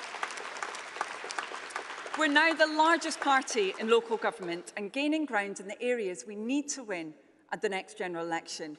Then, of course, there are the by-elections. We won in City of Chester. We won in Stretford and Urmston. We won West Lancashire. And, of course, we won for the first time ever in Selby and Ainsty, with the largest majority ever reversed in a by-election. And for the first time, of course, on Thursday, we took a seat from the SNP at a Westminster by-election. Well, as Labour Party Chair, I want to congratulate our newest MP as well, Michael Shanks. And you know, while the SNP yet again took the low road, we took the high road and we won.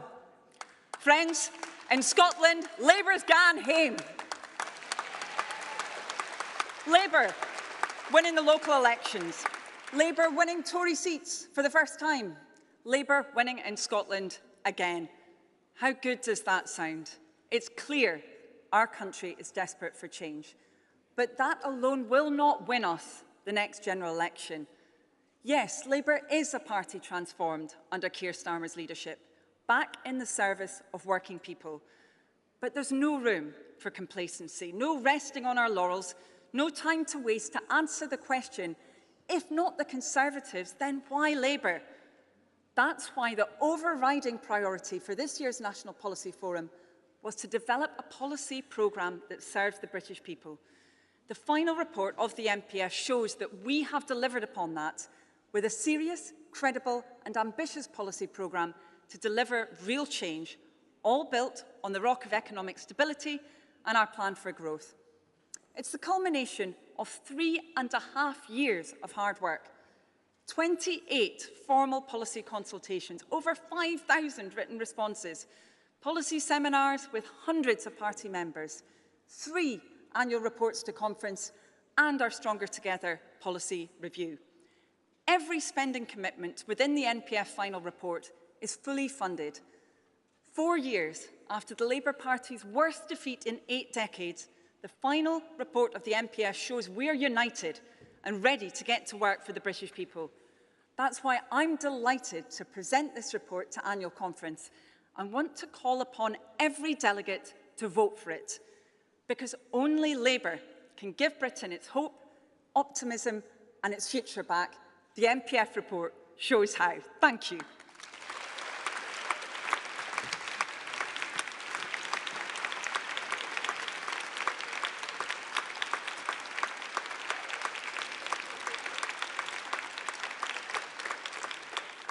Thank you so much, Annalisa. Thank you for all the hard work that you put in.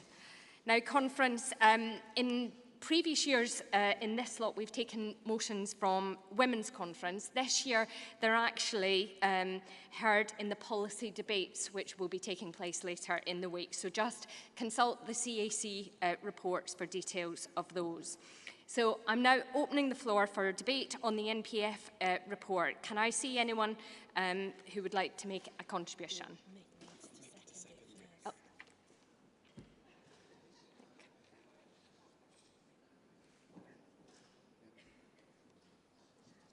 And the delegate there with the red trousers. Thank you, Chair. Thank you, Conference. Mick Whelan, General Secretary of ASLEF, also Vice Chair of the NPF, proud to second the NPF report. Apparently there was a little meeting in Manchester last week. You could have held it in a telephone box. Nothing the breadth and strength of this came out of that meeting. What you saw was the politics of spite, the politics of envy, 13 years of mismanagement of the economy, economic illiteracy. We've seen a winter of discontent. We've seen a summer of discontent. We've seen another winter of discontent. We see policies directed against families, against aspiration, against growth, against the future of this country. What we have here is a very brave undertaking. We know what we're going to inherit.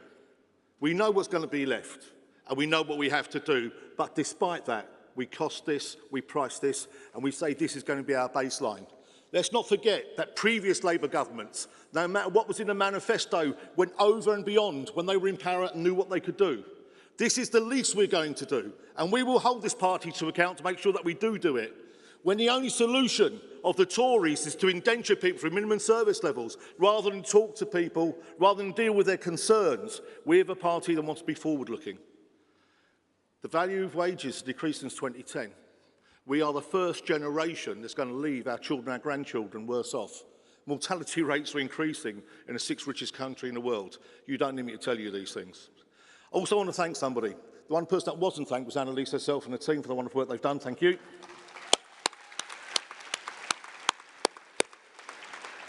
And I want to thank all of those NPF, CLP delegates and all those from the trade unions who argued their corner and fought for their space in this document. But we are greedy, and when we get into power, we will want more. This is the start, this is the future. Please support the report.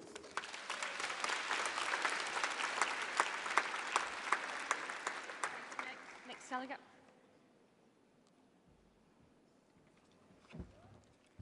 Conference friends, Rory Palmer, proud to be a Labour and cooperative candidate for Police and Crime Commissioner in Leicester, Leicestershire and Rutland. Conference, the Tories cut over 500 police officers from the streets of Leicestershire and Rutland. Every week on the doorsteps, people tell me they are worried about crime and antisocial behaviour and angry about Tory cuts and Tory chaos.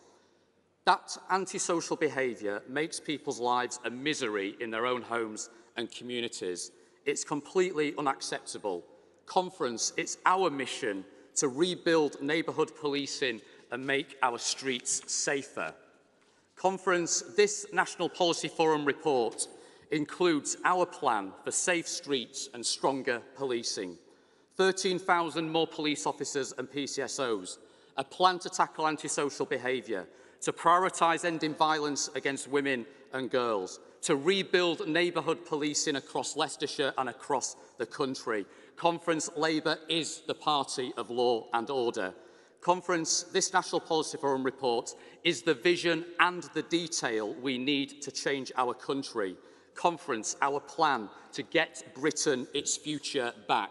Conference, I urge delegates to endorse this report and to do so with all that vigour and energy and determination we need to win that Labour government and change our country.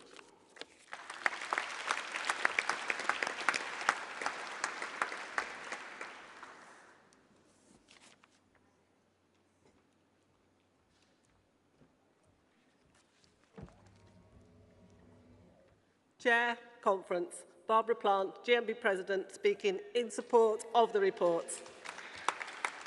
I want to start by thanking Annalise for all her work to steer the NPF process to its final stage. I want to also pay tribute to GMB's delegation and also to Mick Whelan, Maria Excel, Helen and Robbie at Tulo for all their work to make this document as strong as it can be. Conference, this report has Labour's New Deal for working people at its heart. And wasn't it brilliant to see Labour winning in Rutherglen by campaigning for that New Deal? Of course, no single report is going to contain everything we want, but just look at its commitments that will make work better for GMB's members. A right for unions to access workplaces and organise. Justice for the camel-led strikers, our GMB members here in Liverpool who are still fighting for answers 40 years on. Disability and ethnicity pay gap reporting. Modern protections against blacklisting and surveillance at work. Better union recognition and redundancy rights. Better support for terminally ill workers. Electronic balloting. Enhanced redress when women are denied equal pay. Standing up for UK manufacturing in our shipyards, through our public contracts and at trade talks. Workers around the table at the Council for Economic Growth. And conference, new national bargaining for 2.3 million low-paid workers in schools and social care. I was one of the original trade union representatives on the school support staff negotiating body until Michael Gove scrapped it. And that was an act of industrial vandalism. And I am so proud that GMB's amendment was accepted and Labour will reinstate it. We must see these policies through. Conference, the NPF is the foundation for a manifesto that has workers' rights at its core. Please back the New Deal and vote in favour of the report. Thank you.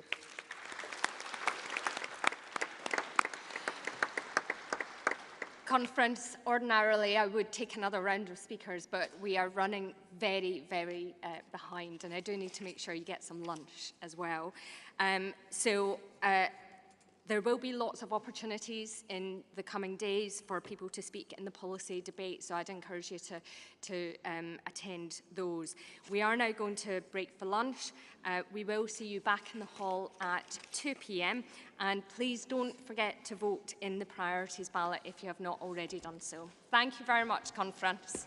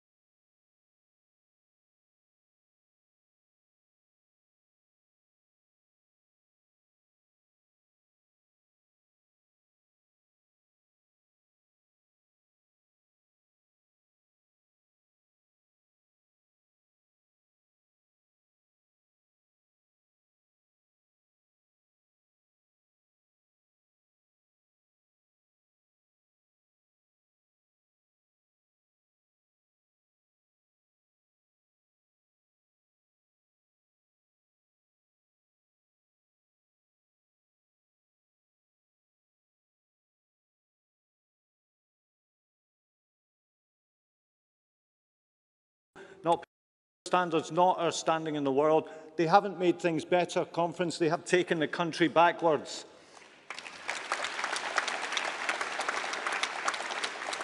And now their plan is to admit all this, to say, in effect, the Conservatives have messed up the country, and then to pretend that the answer is 5 more years of the Conservatives. The Tories have failed, so give us a 5th term. That's their call to the nation. And the big claim is that they are now a force for change. But cancelling stuff isn't change. It's just cancelling stuff. That's not change. And for far too long now, the running of the country has been dominated by the internal politics of the Conservative Party. 5 Prime Ministers in 7 years, 7 different Chancellors, decisions made to appease backbenchers rather than to serve the public, putting the Conservative Party first, not the country first, every time. There's a real cost to this chaos, and it's paid by the British people every day. And the Prime Minister is not the antidote to the chaos, he's a product of the chaos. He's only there because of it.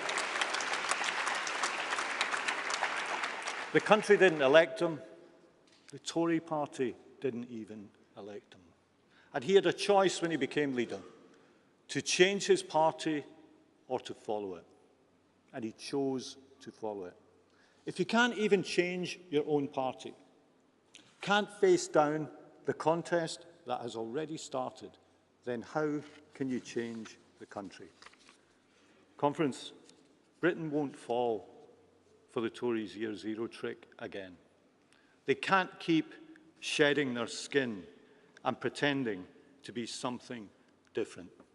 The Tories are not the change that the country needs. It is change from the Tories that the country needs.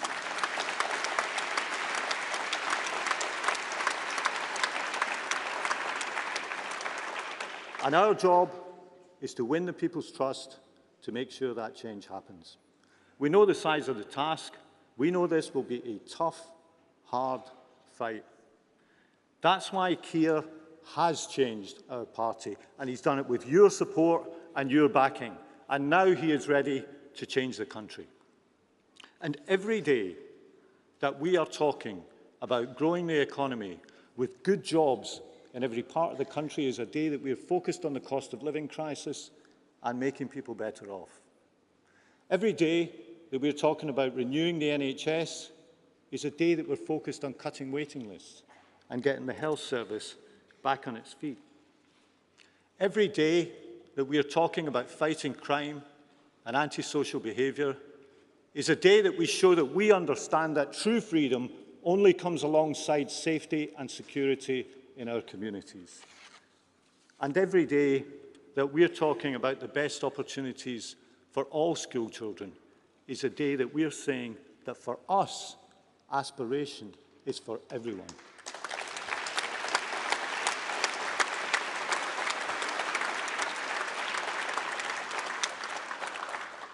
But the thing is, it's not just about talking, it's about the power to do.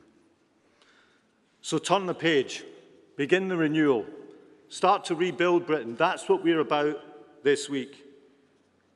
Winning from opposition is not an easy task.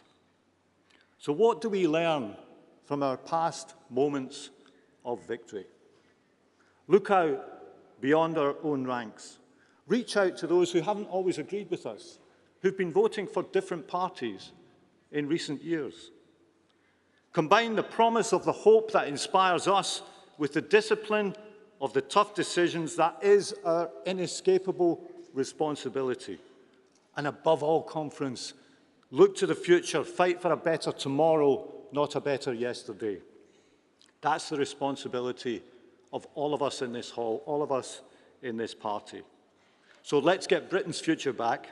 Say loudly and clearly that after 13 long years, we are the change. Labour is the change. Not a party of protest, but a party of government once again. That's our task, conference, and that's what we're going to do.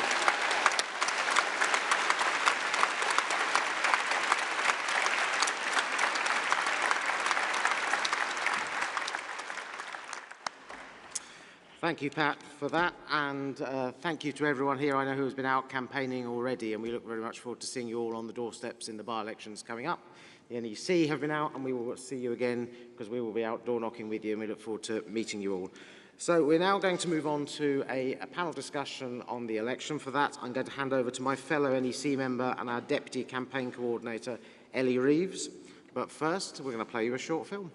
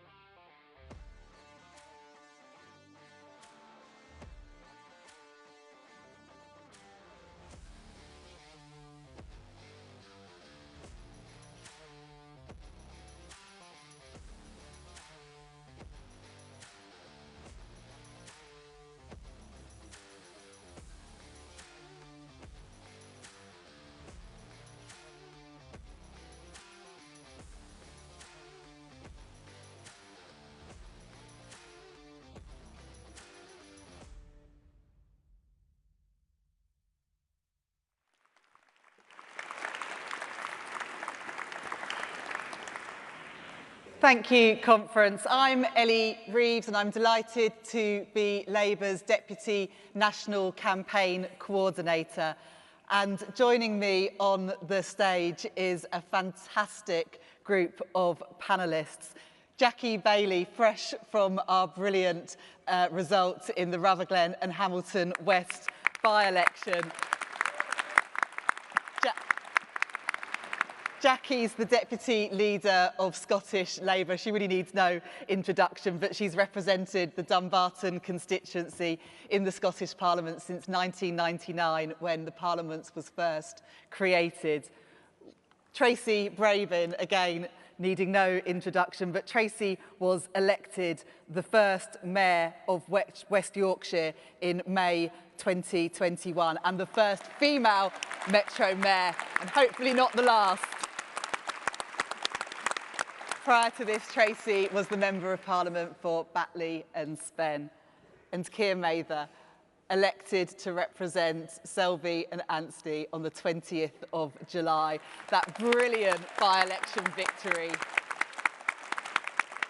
The largest majority ever overturned by Labour in a by-election, and the largest swing for Labour since 1994. It's brilliant to have you here, Keir. And Serena Brackenridge, a fantastic prospective parliamentary candidate for Wolverhampton North East, working tirelessly for us in that seat. She's also a deputy head teacher and served as mayoress as Wolverhampton. Welcome, Serena.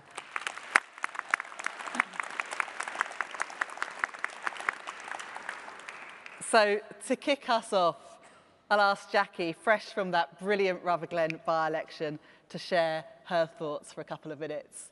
Well, I really only have 6 words to say to you. Rutherglen and Hamilton West, Labour gain.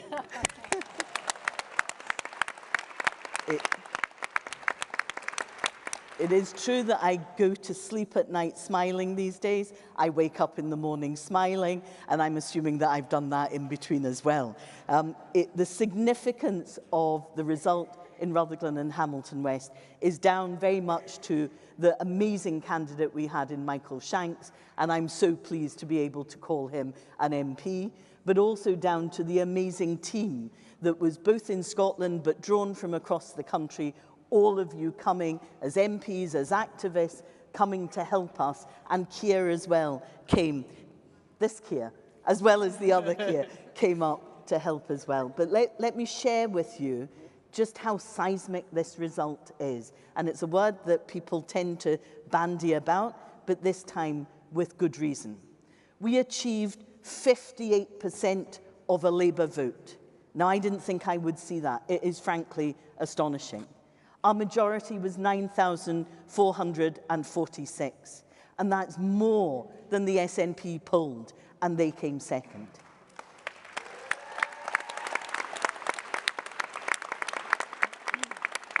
But in addition to that, we achieved a seismic 20.4% swing right the way across the constituency. We were gaining votes across the board, from former SNP voters to Tory voters to Lib Dem voters.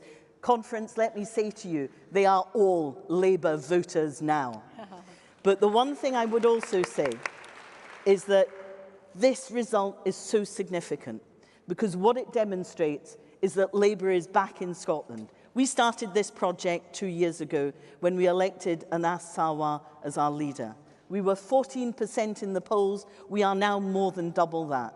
And as I wake up this morning to a certain newspaper, I am told that because of their polling, Anas Sarwar is on course to be Scotland's next First Minister, and I have no doubt that Keir Starmer is on course to be the UK's newest Labour Prime Minister.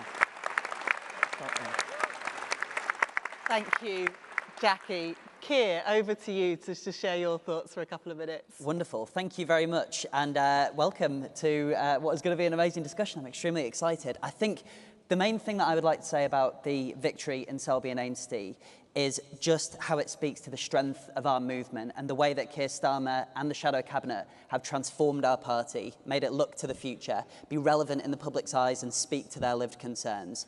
The relief on so many people's faces on doorsteps in Selby and Ainsty was palpable when we were able to put forward a vision that was progressive, that was transformative, but was fundamentally rooted in their lived experience and their vision of how Britain can be a more successful nation on the world stage and how they can live better lives as a result. And I think we also do need to think about the enormity of what happened in Selby and Ainsty, overturning the largest numerical majority for Labour in a by-election since the Second World War, the largest swing since 1994. And that's in a constituency which has never been Labour under the present boundaries. And when in previous elections, all the ballot boxes from all the wards that came in were blue, we've transformed the expectation of where Labour can win in England. And I think it speaks very, very well for what we need to do at the next general election.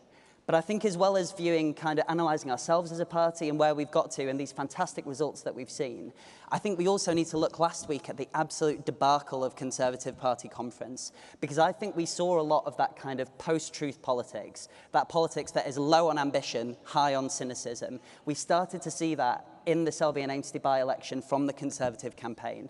And I think it really speaks to what David Evans said in his speech, where we need to be disciplined, we need to take nothing for granted, but we need to offer that pragmatic vision, that hope and that ambition to counter against the Tories' desire to kind of drag us into the mire during the next election. We know we have the answers, we're confident as a party, we're aspirational, and we know that the British public want us to offer that hope and that vision. It's just a case of us going out there and making that argument. And if we can do it in Selby and Ainsty, we can do it across the north of England, we can do it in Scotland and across the whole of the UK. And I'm feeling extremely excited as I begin my new role in Parliament. Thanks, Keir. It's fantastic to have you in Parliament. Tracy, over to you next. Yeah, well, firstly, none of us could be here without you, all of you, the work that you put in, as strangers often, to get people like myself elected. And I have been a member of Parliament, so I've had experience in a by-election, snap general election, council elections, but nothing prepares you for a mayoral, because it's absolutely massive. And in West Yorkshire, we have a population of 2.4 million people, 5 huge local authorities, one of the biggest manufacturing jobs in the north. It is absolutely massive, and you don't have a CLP. So after my lovely Batley and Spen, I'm like, oh my God, I don't have a CLP. And also, when I was elected, we'd not had a mayor before. So it was also brand new, so people didn't even know what a mayor was. And also, on top of that, COVID. So I couldn't even go out and have public meetings. Everything was done on the phone. And honestly, Team TB, Team Mayor, worked tirelessly on the phones. And of course, during COVID, you can't start by saying, hi, how are you thinking about voting in the mayoral elections? It's, how are you? How's your family? And so many of those conversations took half an hour because people needed to talk about what was happening to them. So it was a really odd, tough election, but I am really proud to say we won 60% of the votes, which is not too bad. But what has struck me, being the mayor for the last two years and a bit, is that I think Welsh Labour are sort of leading the charge here, because it's about identity and it's about who we are and how identity... Oh, Welsh Labour over there. Or are you just from Yorkshire and I love you anyway?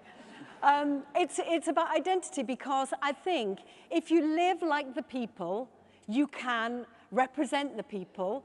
And I don't know about you, but that photo of the Prime Minister who'd just been to Manchester to cut HS2 and then flew back in his private jet. I mean, honestly, it's so frustrating. But I was a commuter on that line, and people could tell me their stories. And being able to be a mayor who lives the life of ordinary people. And, for example, at university, I was sexually assaulted, but as now the Police and Crime Commissioner, I can use that experience to put the safety of women and girls at the heart of everything I do.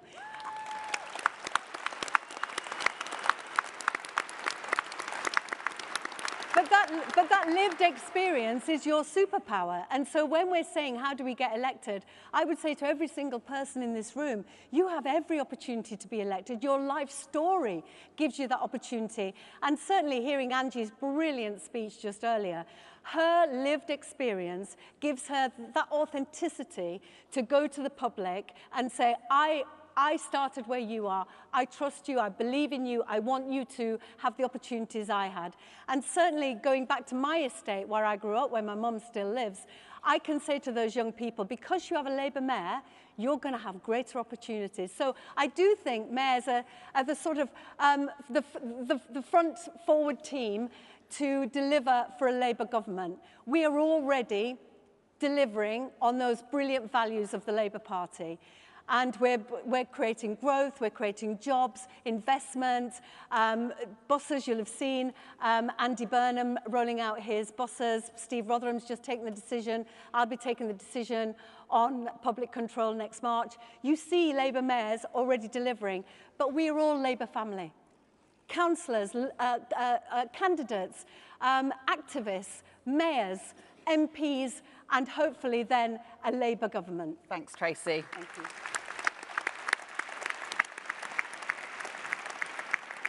And last but certainly not least, Serena. So from a parliamentary candidate perspective, and I can see many here joining us today, I would say that the to-do list in terms of winning the next general election, that to-do list is enormous. And sometimes it is quite overwhelming as well. There is so much that needs to be done. We have to build a campaign team, set your strategy, resource the campaign, organise events, to visit community groups and businesses. We need to make sure our social media is on point. Then we have dialogue, contact creator, doorstep app, the list is endless. But ultimately, campaigning for a change of government should be hard work, and we must not forget that.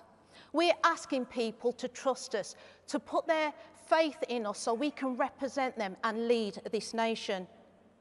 We know moving forward, we are facing times when politics is at an ultimate low for so many people out there that they render all politics as toxic due to successive Conservative governments. The key to that is we need to be vocal and we need to be active within our communities, sharing our messages loud and proud, because their fight is our fight. So I do strongly believe that the campaign can be won on the doorstep, and it's vitally important that we value all of our members and supporters, because it is the activists that will deliver our messages. We as MPs, parliamentary candidates, elected mayors, We can't achieve a Labour government by ourselves. We may be the engine room, but it's the members that will give us the horsepower to drive a Labour government into Downing Street. So leaflets, social media, press releases, yes, they are very important, but it's conversations and building those relationships that will make the difference. Because we get it, we know it, we're integral within the community, and we know what needs to change to transform people's lives out there to build just a better, fairer future. Thank you.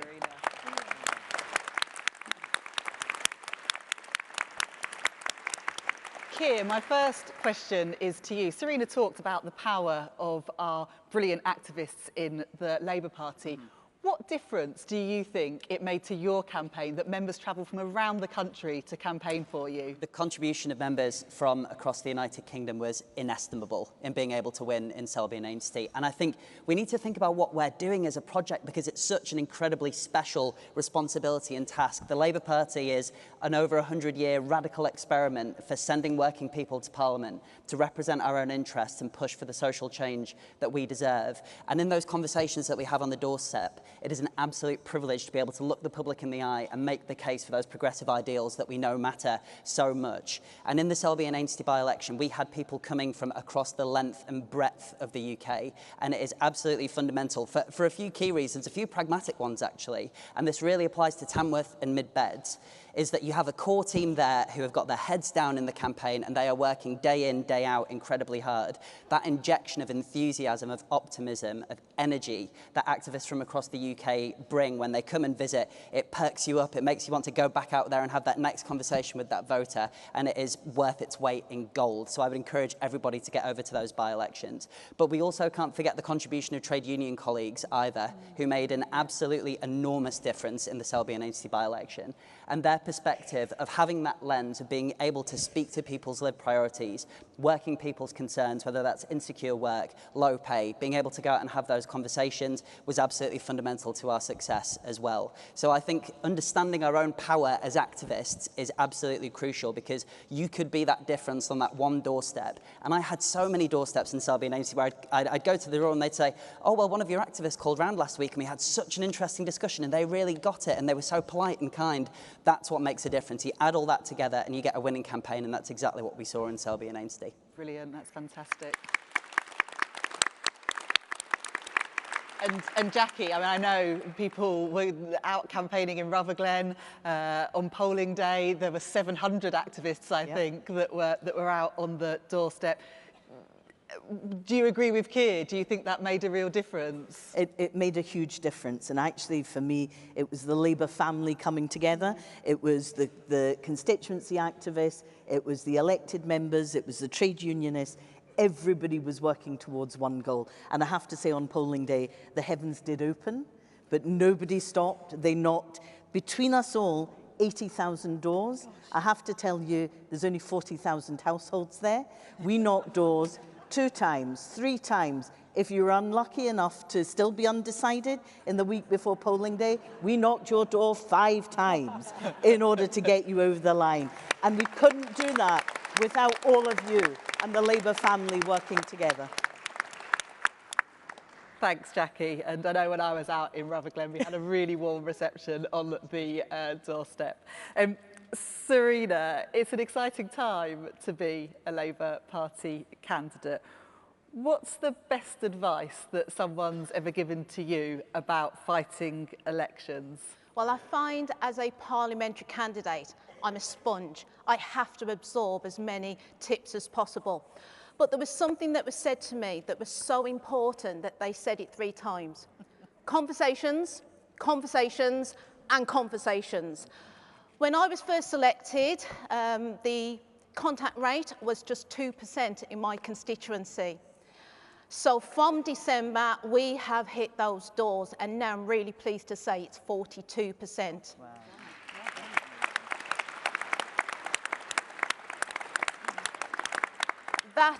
That equates to 20,000 doors and nearly 15,000 conversations, and that's what our residents need. They want to, we can't just rely on the Tory party's incompetence, they have to hear that we're better and we've got the solutions to transform their lives. Thank you. Thanks, Serena. And Tracy, as Labour's first and only female Metro Mayor, do you have any advice to Serena and other people standing for Parliament? Well, I don't think you need advice from me. It sounds like you're absolutely smashing it. But just to refer back to what I said, I think your role in education gives you that really authentic voice on hope for our children, and chiming with Labour policy on that class ceiling, I think really does land with people that we all have aspiration for our children and our teenagers, and you can speak with that authentic voice.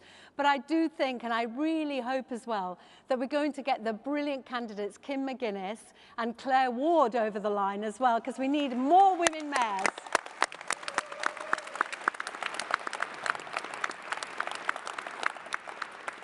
Thank you, Tracy, and you're absolutely right about that.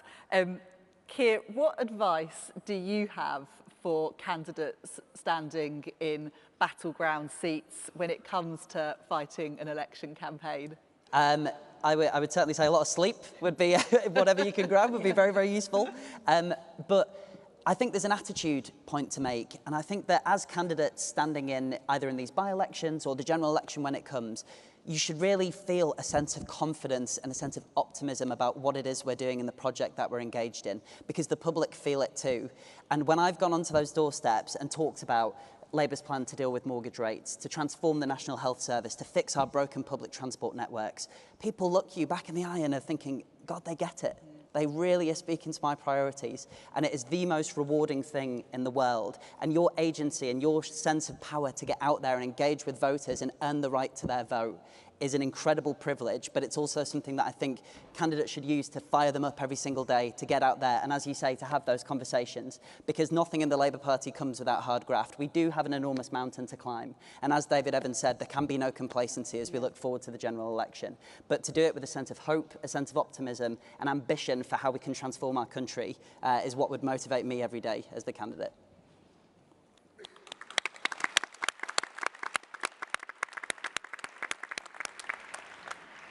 And Jackie, you've seen Scottish Labour go through periods of victory and periods of loss.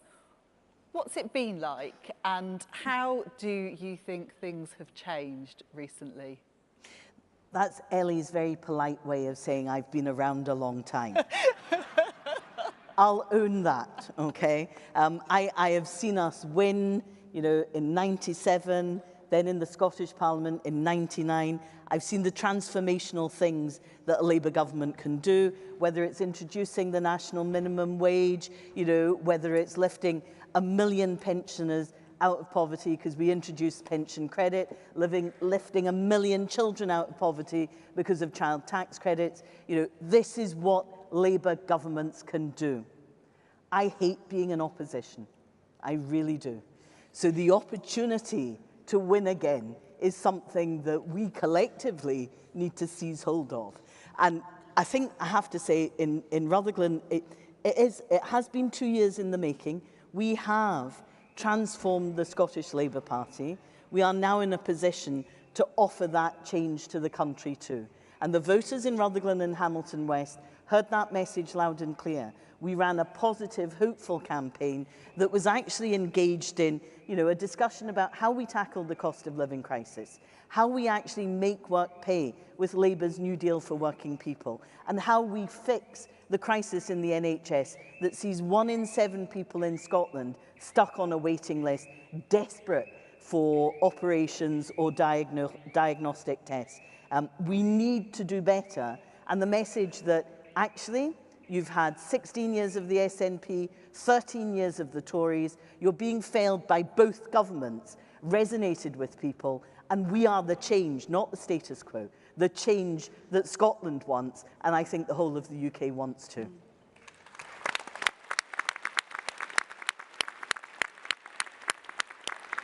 Tracy, you talked a bit about this in your opening remarks, but give us some inspiration. Tell us what being a Labour mayor means that you can achieve. Thank you. Well, I do agree with Jackie. Being in opposition is so rubbish. And I was the MP in opposition. And even if you're on the front bench, sometimes it does feel like you can see what needs to be done. You can see the hardships, and you just don't have your hands on the levers of power, and you don't have the money. Well, as mayor, you have power and money, and it is really a joy to be able to say that in the 2 and a bit years I've been the mayor, we've been able to draw in an additional £2.8 billion worth of investment into West Yorkshire, and that has gone into things like adult education, £65 million in adult education. But because I'm a Labour mayor, I've been able to change the eligibility for free education. So not just the minimum wage, but the real living wage, which means that 2,000 more people get the opportunity to go to college or improve their employability. I've been able to see people who are the furthest away from employment and take a programme that goes into an estate and opens up a community centre and works with people to get them ready to be interviewed. I was about to say auditioned then, I gave it away.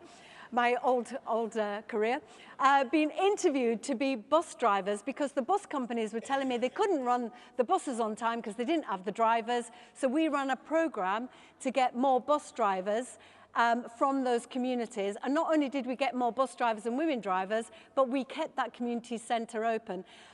Men who are furthest away from the job market, maybe they've come out of prison, maybe they've struggled with employment. We know telecommunications, they don't have the skills. We've run a programme, 800 people on a programme of telecoms, 86% have gone straight into work in well-paid skilled jobs. These are tiny, tiny things. But it's been able to have the priorities of Labour, and when it comes to mass transit, which is driven by the Labour mayor and our team to make sure we have better connections, whether that's taking buses back into public control, the mayor's fares, £2 fare. Can I say, I was the first in the country to do the £2 fare. The government was saying, how do you do it? So anyway, just take that credit. But the investment in businesses, the investment in our communities, and to take our Labour values and to deliver on the ground, and of course work with Labour mayors across the whole of the North so we can have that voice of Labour for the North to make sure that we hold this government to account while we wait for a Labour government.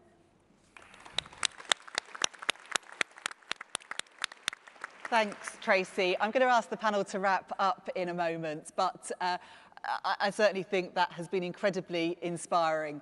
I just want to thank all of the activists who have got out on the doorstep, campaigning in the by-elections, campaigning in our target seats. It makes such a difference, as you've heard from the panel today. We are running phone banks at conference, so please sign up for one. Please get to Tamworth or Mid-Beds if you can, because you've seen what a difference it really makes. So final word to our fantastic panellists. Just look, in 30 seconds, what would you say to inspire the audience to get out there and help us win at the next election? Keir? Well, I'm the first MP to have been born after New Labour took power in 1997, so I think I have an interesting perspective on this. You know, I was a child of a Labour government, and that meant that I got to go to a school that had great class sizes. When I was ill, I went to a well-funded NHS. My parents were both public sector workers, but they had the space to make sure that I had a rich and fulfilled upbringing. Think about all of the people who are, you know, just starting out their lives in Selby and Ainsty at the moment, who now have a Labour MP on their side. And imagine the power that a transformative Labour government can have to improve their life chances in the future, to offer them opportunity, better jobs, an NHS that works for them, and a fantastic world-class education. This is within our grasp if we all kind of realise the power of our movement, the power of us as activists, and we go out there and we work hard and we deliver that Labour victory. And I'm so excited to do it alongside all of you.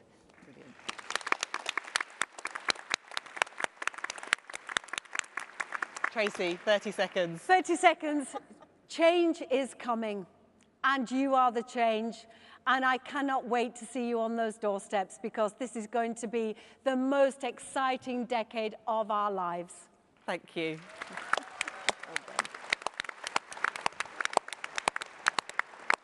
Serena.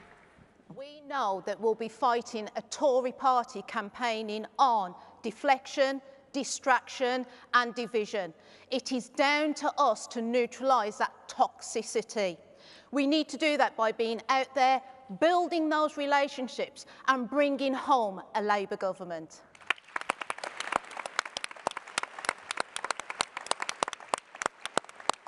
And the final word goes to Jackie. Who would have thought I would be sitting up here saying to you that there was a 20.4% swing to Labour and a Labour gain in Scotland? That seat... We're not going to stop there. That seat is an indication of what we can do in Scotland to build a majority for a UK-wide Labour government, but we don't do it alone. We do it as the Labour family. We knock every door, we have those conversations, and we smash it. Yeah.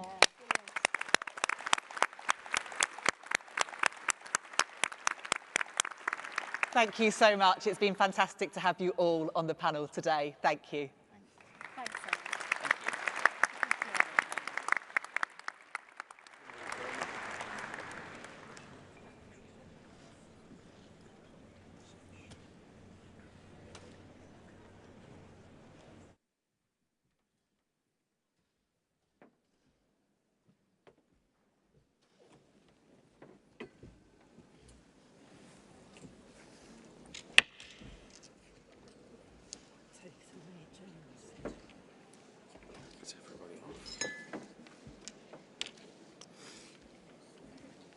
Okay, thank you everybody, and thank you to Ellie and the panel. Hopefully that gave lots of people lots of ideas and inspiration for the months ahead. Particularly fantastic to see one of our by-election winners on the panel. There were lots of eager-looking parliamentary candidates in the audience for that, so I hope they've all gone away, rushed off to canvass based on what they've just heard. I'm sure they have. So we are now moving on from general election to our next section, which is the constitutional amendments. Just for clarity, amendments submitted by CLPs are not being debated this year, they are being tabled next year. This was due to a rule change that was passed at conference last year, so I hope that is clear. So the constitutional amendments we are having are the ones submitted by the National Executive Committee. So we're going to move to the NEC's constitutional amendments, and to introduce them, I'm going to invite the chair of the NEC's Organisation Committee, the one and only Wendy Nichols.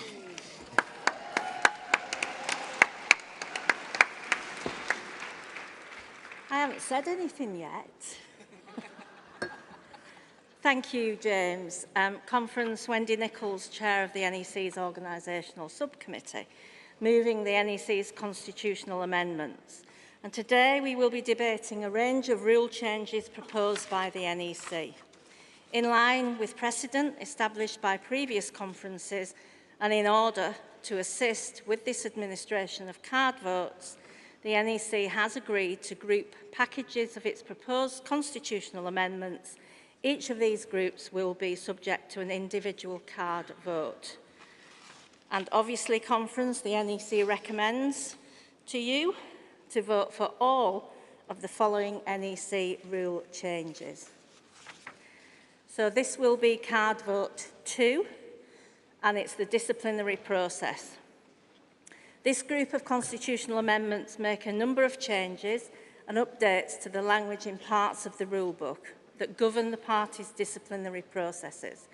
It contains an amendment to clarify supporting the campaign of independent candidates who stand or declare that they will stand against us, that they will not be able and not compatible to have membership of the Labour Party, as well as amendments to remove the provision for CLPs to conduct disciplinary investigations, improving constituency and fairness in our disciplinary processes.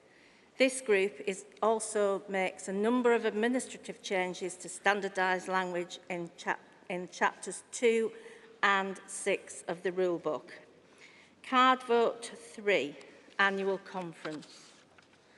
The amendments in this group will restore the concept of contemporary motions at annual conferences, and a number of us will remember the contemporary, it could be controversial, amendment, contemporary motions at annual conference, in order to ensure that the resolutions debated by conference are contemporary and do not overlap with the work of the National Policy Forum. Card vote 4. Getting our CLP's election ready. This group of constitutional amendments proposes a number of changes to the way CLPs are organised and conduct their business, which are intended to ensure an outward voter-facing focus in our local parties ahead of the general election. And conference, do we need to win that next general election? We certainly do. And to promote streamlined decision-making to support that aim. The amendments will make delegate structures the default way of organising. Our CLPs create an enhanced vice-chair, campaigns and membership officer role, and reduce the voting members of an executive committee to 6 as the standard, in order to ensure effective and swift decision-making. The NEC has also made proposals to promote greater diversity in officer roles in CLPs and make them more representative, with amendments that guarantee black and minority ethnic representation in voting membership of the executive committees, empower our equalities branches by providing a direct path to functional officer roles within the CLP for the secretaries of those branches, and to ensure that the trade union liaison officer, who has to be, which is not the case now, from an affiliated trade union, and those affiliated trade union delegates will be the ones that vote for that trade union liaison officer. Card vote 5, National Women's Committee. This amendment introduces a by-election procedure to fill vacancies. Currently, we don't have one, other than we have to go out again and ask for nominations, and we have to elect. This is bringing this into line with what happens with the NEC. So if you've got 6 people represented, someone stands down, we move then to the person that was 7th in the initial election. So that would make filling those vacancies much quicker than it is now. So conference, I move those amendments and ask you to vote in favour. Thank you.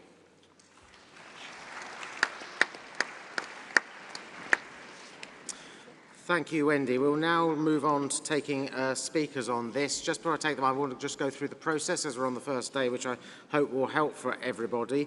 I'm going to be calling speakers in groups of 4. You can speak for up to 2 minutes, and the screens by the lectern will show you what time you have left. And this time we will enforce. We have a limited amount of time because people obviously want to get to compositing, so please do stick to the time. If you're called up to speak, please remember to register at the desk before coming on the stage, and the desk is over to the right-hand side of the stage, to my right-hand side there, so please let them scan your pass so we know who is speaking. It would also be extremely helpful if you could clearly state which constitutional amendment you are speaking about, because obviously there are a number, and that will make it easier for everyone listening. Just as Harry Donaldson from Conference Arrangements Committee said this morning, please remain in your seat when we are calling speakers. It makes it easier for us to see people, and if you wish to speak, please just raise your hand. If people are waving umbrellas and inflatable things, we won't call you. We've had that in previous years. There are accessibility stewards around the conference floor. I think you probably see them. They're wearing pink T-shirts and they have a blue sash, a bit like they're in a pageant, so they should be nice and easy to spot. And if you're unable to handle need some assistance, please let an accessibility steward know. So we will start by taking first round of speakers. See if I could see hands. We will try and spread it around, if I can see, because the lights are still bright from up there. So I can see somebody in the middle at the back in what I think is a white jacket. I can see, yeah, blue, yes, you pointing at the top of your head, that's very helpful. I can see one of the accessibility stewards there, yep. got it, and I haven't done one over this side, and I can see a sort of rolled piece of paper, I think. So if we take those 4 to start with, you can just have a scan at the desk first, and then I should also say, if you're coming up to the platform, there are steps in the middle, and the ramp is on the left-hand side. The right-hand side has no access, so unless you're from Labour Friends of Mountaineering, please don't try and get up that way.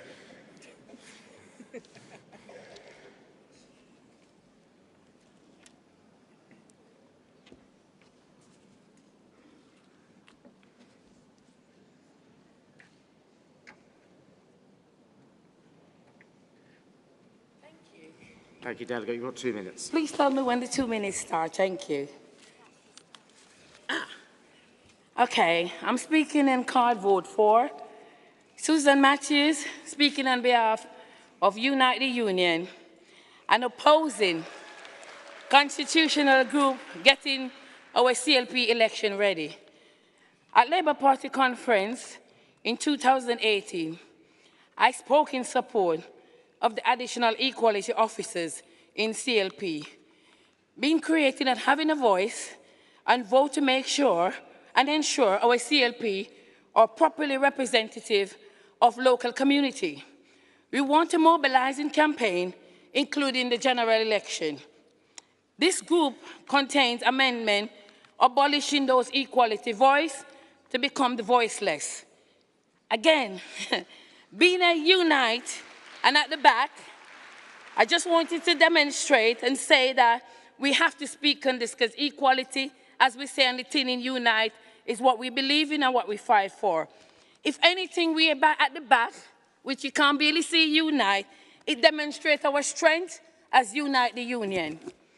At the time of racism, rising and increase and discrimination in our society today, just demonstrating in terms of the Windrush 75 generation, the question I wanted to ask the top table and everyone, why is it the party seeking to turn back the clock on equality representation in our CLP? Why does the party think that when we are making the cases for equality rep to be recognized and equality rep to be acknowledged as statutory right as equality rep in the workplace, to have this, why are we undermining the equality position in our CLP? The next question I want to ask is this.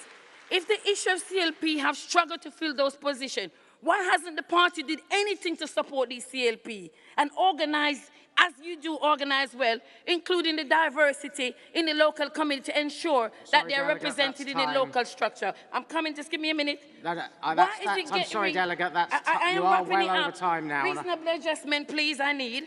Why is it get rid of equality voice that would represent our wider community and society and seeing part of our CLP getting election ready when it's opposed direction? I do need you to wind up, Delegate. You're over time. I urge you, as a grouping, to vote against this and let our voice of the equality remain the voice.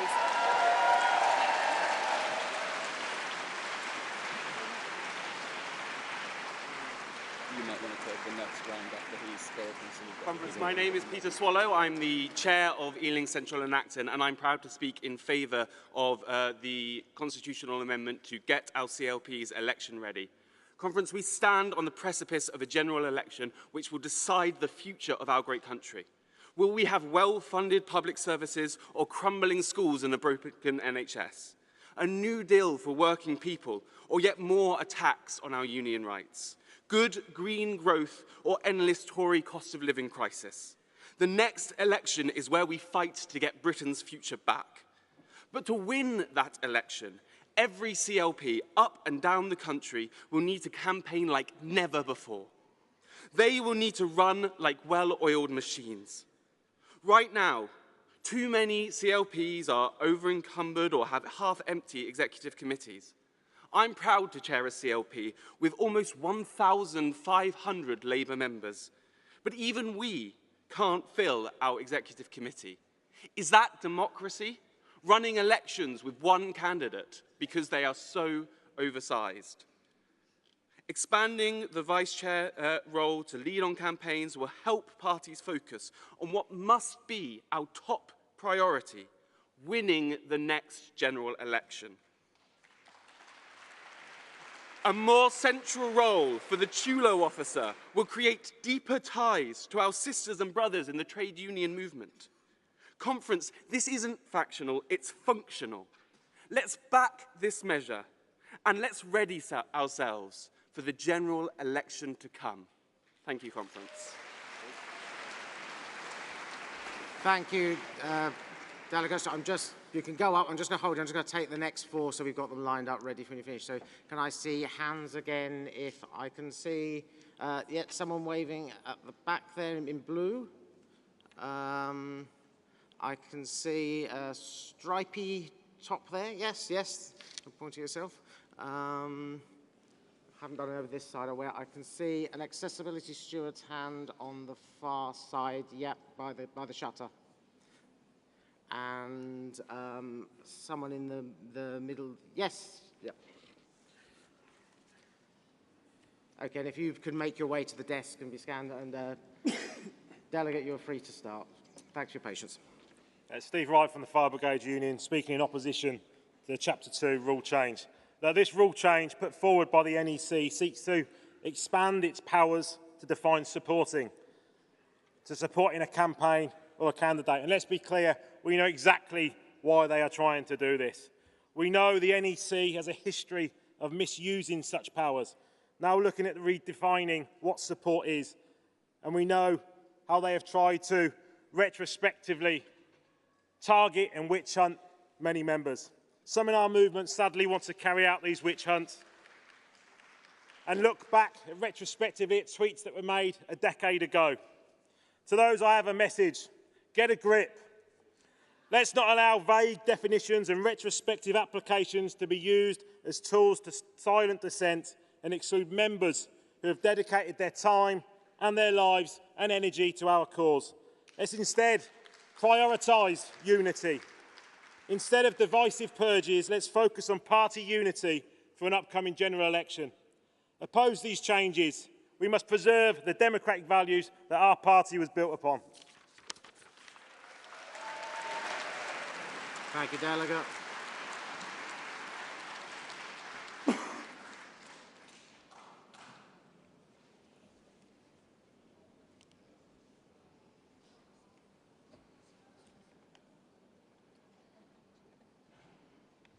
You have 2 minutes when you're ready. Sorry. Thank you, Conference. James Driver, Elmet and Rothwell CLP. I rise to speak against the amendment to Chapter 7, Subclause A. I believe this is incredibly short-sighted on two main counts. The implications of removing minorities' voting rights on execs remove the standards of inclusion at the highest level. I also believe it calls into question true equality between executive officers when deciding to demote these positions to lower functional rankings, which implies these positions are less important. I simply do not believe this is true to the Labour Party's most central values, and I urge comrades to vote against it.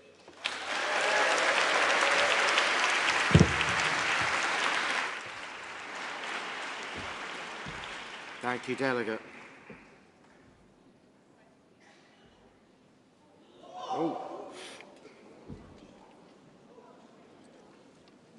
Just get one of the accessibility stewards to assist. If you could, Delegate, if you just hold on for a second while.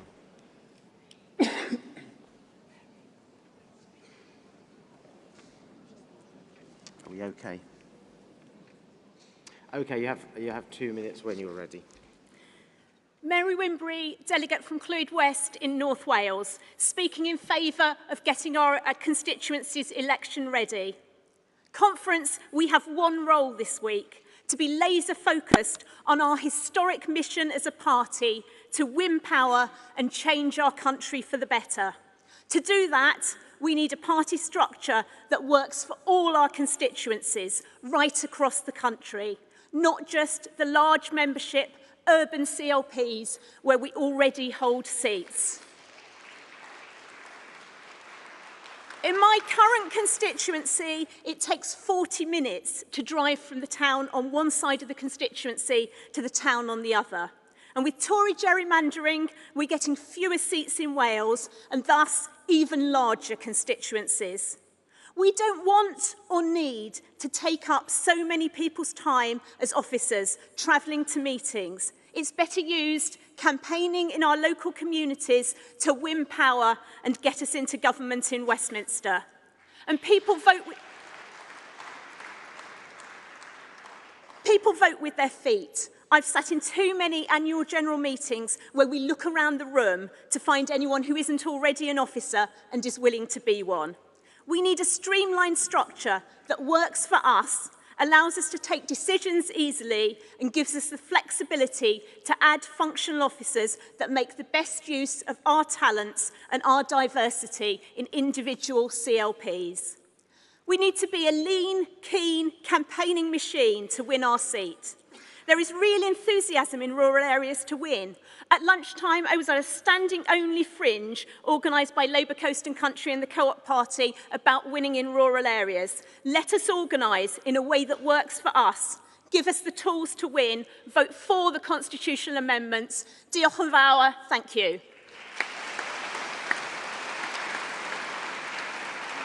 Thank you, Delegate. You have 2 minutes when you're ready. Conference, my name is Rachel Taylor. I'm a delegate, first time from North Warwickshire CLP, another rural constituency. We're a small rural constituency near Tamworth, where many of our members have been out campaigning tirelessly to elect Sarah Edwards as our next MP. Conference, we struggle to get quorate CLP meetings, let alone electing 14 positions. We cannot even find a venue within our constituency where everyone can get there on public transport. Our CLPs are the foundations upon which we build a Labour movement and a Labour government. I'm an out lesbian. I joined the Labour Party in 1987 to fight for our rights. I don't want to be an LGBT officer in my constituency, on top of taking on other positions and other roles, including being a local councillor. I want members to support me when I'm out on the streets campaigning for a Labour government, whatever position I take on the EC. Our CLPs need to be out on our streets, campaigning on our local forums, on social media channels, putting our ideas forward. Conference, we need more members. Yes, young members, women, disabled members and LGBT members and BAME members. And we all need to support them, not just force them into positions that they don't want to take. They want the top positions. We want the top positions. We don't want token support. Delegates, I ask you to support these changes so that our CLPs, from the largest down to the smallest, can focus on building for a Labour government our country so desperately needs, so that we can ensure the rights of all of us, all of us. Thank you, Conference. Thank you, Delegate.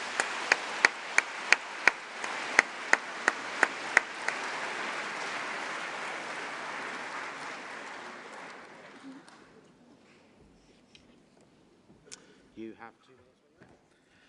Hi, Conference. My name is Tommy Edwin Kirkwood and I'm from Blackpool South. Apologies if I do stutter or mess up my words a bit. I am dyslexic and do struggle sometimes with crowded spaces.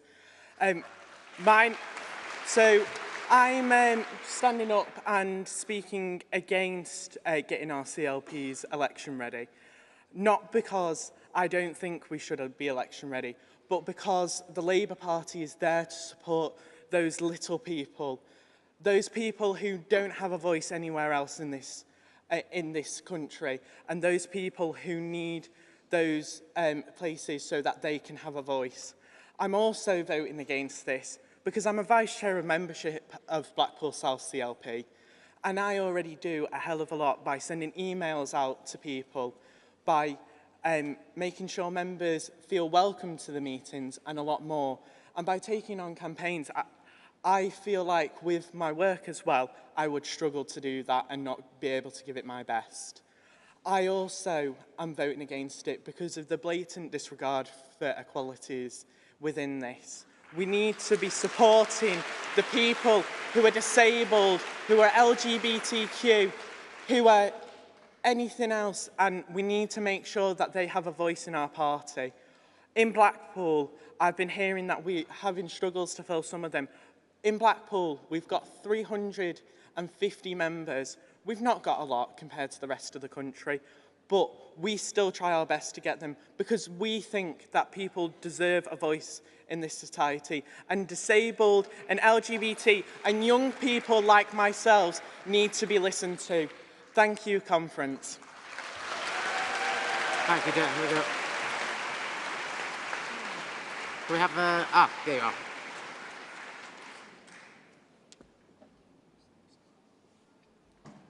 You have 2 minutes when you're ready. Birgit Miller, Hove and Portslade CLP, and newly elected councillor, Brighton and Hove, and a proud member of the MU. I would like to urge you to vote in favour of this. I am a neurodiverse person, and I do believe in equality as representation, but I feel we need that representation within the leadership roles. That's what we should be doing. It doesn't help to have a disabilities officer who struggles to make meetings. It doesn't help to be a token person. I want people with disabilities, people who are LGBTQ+, people who are BAME. I want them in the centre, and I want them in those 6 important roles, because also we spend a lot of time as a party looking inwards, having meetings. Sometimes it feels like for the sake of having meetings. We need to be campaigning, we need to be canvassing, we need to be engaging with members. That's how we win elections. And that's what the Labour Party is for. We need to win the next election. Thank you.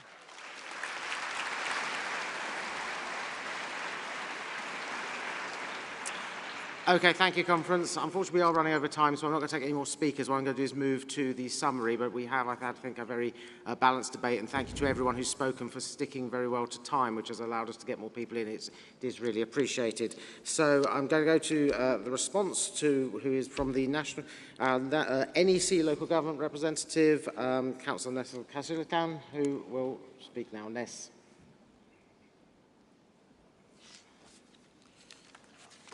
Thank you very much, Chair and Conference, and thank you to all the speakers. I think some really important points have been made.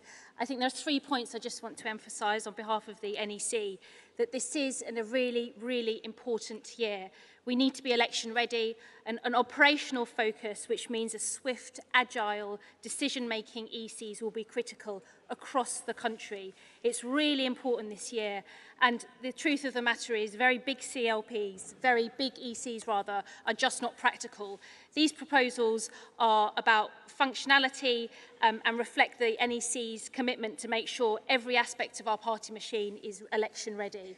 Secondly, I take this opportunity to clarify a few points. The proposed amendments from the NEC don't abolish the equalities roles at the CLP. CLPs can still choose to have those roles, but the 6 voting ones will be focused on day-to-day operational decisions so we can be election ready. Specifically to the point on the BAME officer role, if the proposals, if the 6 do not reflect BAME representation, the CLP can have a 7th voting role as part of their EC. And finally, Conference, elections are not won with large committees sat in CLP halls. We all know that. Spending time talking to each other and managing the speakers at an EC meeting. Elections are won on the doorstep and speaking to the public. A party obsessed with process, and our own party is not speaking to the public. And this is a year where we cannot make that mistake. Thank you very much, Conference. This is the result of the priorities ballot. This is a vote later. Well, yeah, we'll come to the vote later. Okay. Okay, thank you, Conference. Right, we are moving on to the contemporary issues ballot. I will ask the Chief Scrutineer, Sean Woodcock, to present the results of the ballot. Do we have the Chief Scrutineer? If not, we can move to the votes and then come back. give him a sec in case he's running back from the loo or something. Okay, we are missing the Chief Scrutiny at the moment. We will move on and we'll circle back round to that in a moment. Which one are we going to jump to the votes? This one, yeah. Okay, we will move to votes instead, then we'll come back to the contemporary issues ballot in a moment. So we'll take the votes for... It's no good yelling from the back, I really can't hear you. We will... Well, no, I'm not taking shouting out from the floor. We are now moving on to the votes from today's business. We'll come back to the contemporary issues ballot once the Chief Scrutineer is here. We'll come back to that in a moment. We'll just keep moving so we can move the agenda on, or otherwise we won't get finished. So we will take the votes for today's business, which is the MPF report and the NEC constitutional amendments. In line with our rules, all of these votes will be by card votes. The NPF report is card vote number 1. And the constitutional amendments are card votes numbers 2 through to number 5. So I'll just say that again. So MPF report is card vote number 1. Constitutional amendments are card votes 2 through to 5. Just checking it's there, because I've got to say all votes are detailed in the CAC report and are on the screen behind me. And they seem to be on the screen behind me, which is always helpful. Tellers will bring the ballot boxes round, and please put all your votes in at the same time. And if I could ask people to stay seated during this, because it is much easier for the tellers with the ballot boxes to get round everyone.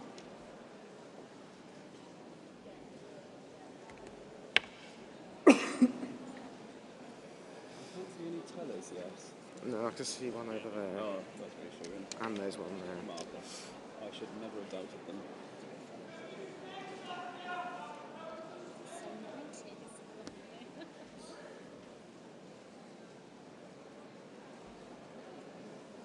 So if you need any guidance while the tellers are coming round, the details are on the screen.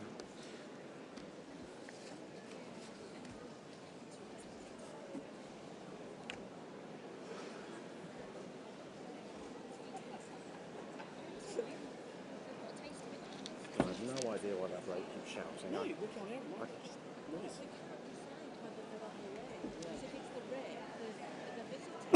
I think it's on the race.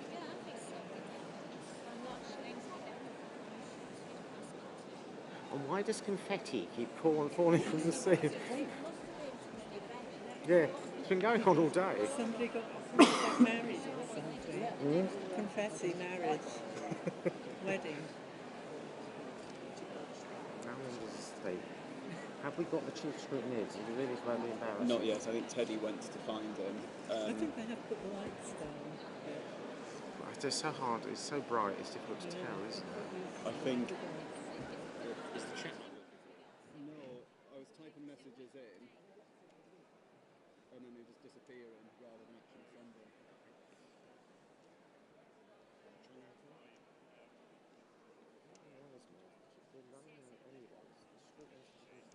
Sean Woodcock is near me on Boundary. I won't make any comments on Sean Woodcock. Yeah, I think if we don't have the Chief Scrutineer, we probably just need to jump to telling them what won, where the composite meetings are, and say we'll get the detailed breakdowns to them by email as soon as we can. These ones. Right. Just read them out and say that the Chief Scrutineer will be retrieved from... Yeah. I think Teddy went looking for him.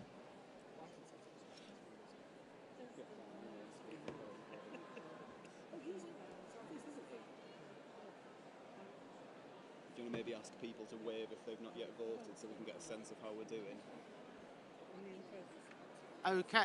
I don't have got microphones. I have, okay. Can you wave if you've not had your ballot collect? Oh, there's still, well, yes, there's lots of people waving. Okay, that gives me a clue. I wasn't sure how far we'd got, but okay, that's fine. We'll keep going. Not far, okay. Like I say, if people could stay seated if possible whilst the tellers are going round, it will make it easier for them to get round, but I can see, because I see there's a lot of people still to hand their ballots in the middle. Thank you for your patience. This is a slow but important process.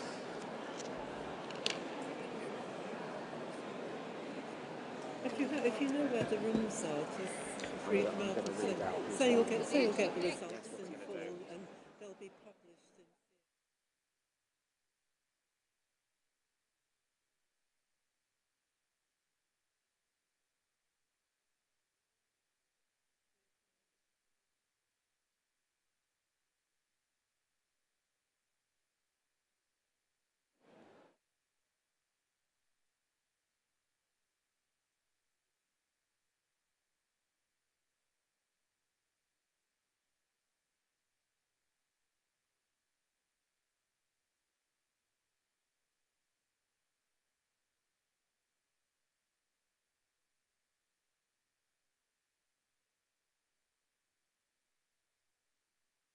Can I get another wave if you're still waiting to hand your ballot in? So I see a lot of GMB hands, and sort of down by Social Societies in Yorkshire, I think. But I can see a ballot box heading your way. What we've done in previous years is just ask a couple of the tellers to wait at the doors, so if all else fails, people can vote on their waves.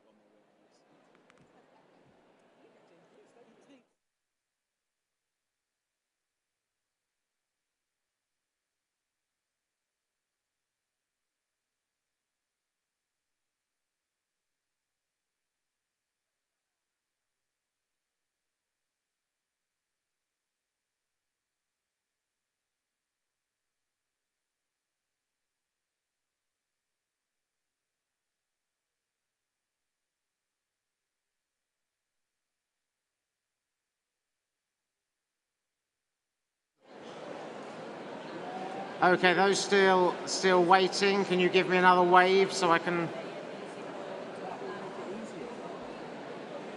Oh, I didn't see many hands that time. Does that mean everyone's voted? I think they see a couple down the front here.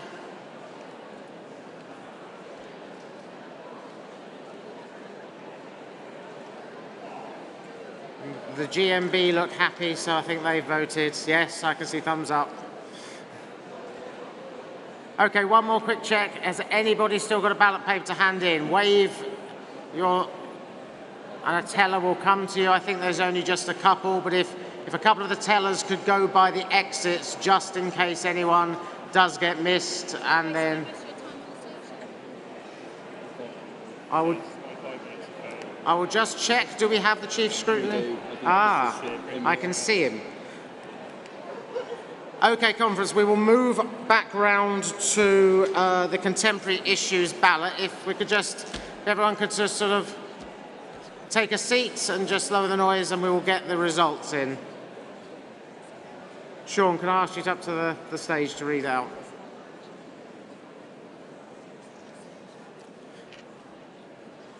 Okay, thank you, conference. We'll get the results of the contemporary issues ballot.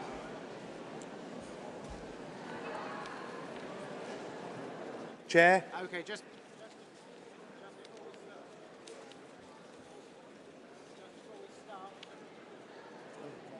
I'm off. Conference, can I just ask everyone to sit down and just listen to the results, because it will include information on where you need to go for compositing, so there is some detail in this you will want to hear. So if everyone could just settle down and just and sit down, that would be very helpful. Thank you. Sean. Thank you. Chair, conference, Sean Woodcock, Chief Scrutineer. I will now give the result of the priorities ballot, which determines the motions that will be debated at this year's conference. The ballot was divided into two sections, one section for CLPs and one section for affiliated organisations. The National Executive Committee has agreed that the 6 priority subjects achieving the greatest percentage of votes cast in the CLP section and the 6 achieving the greatest percentage of votes in the affiliated organisation section will be timetabled for debate. However, should any subject area be selected in both sections, then the subject area with the next highest ranking vote from the appropriate section will be added to the list, ensuring that the net result will be that 12 priority subjects are selected, 6 by CLPs and 6 by affiliated organisations. I will now announce the results of the CLP section. Ethics and standards in politics. An NHS fit for the future. Energy. Ukraine. Defence. Violence against women and girls. The results for the affiliate section is as follows. Critical infrastructure. Industrial strategy, education and skills. Social care workforce. Challenges facing retail and the high street. New Deal for working people. Technology and AI in the workplace. These are therefore the 12 topics that will be timetabled for debate. The meet point for compositing is upper gallery of the ACC from 4 o'clock. Thank you, Conference.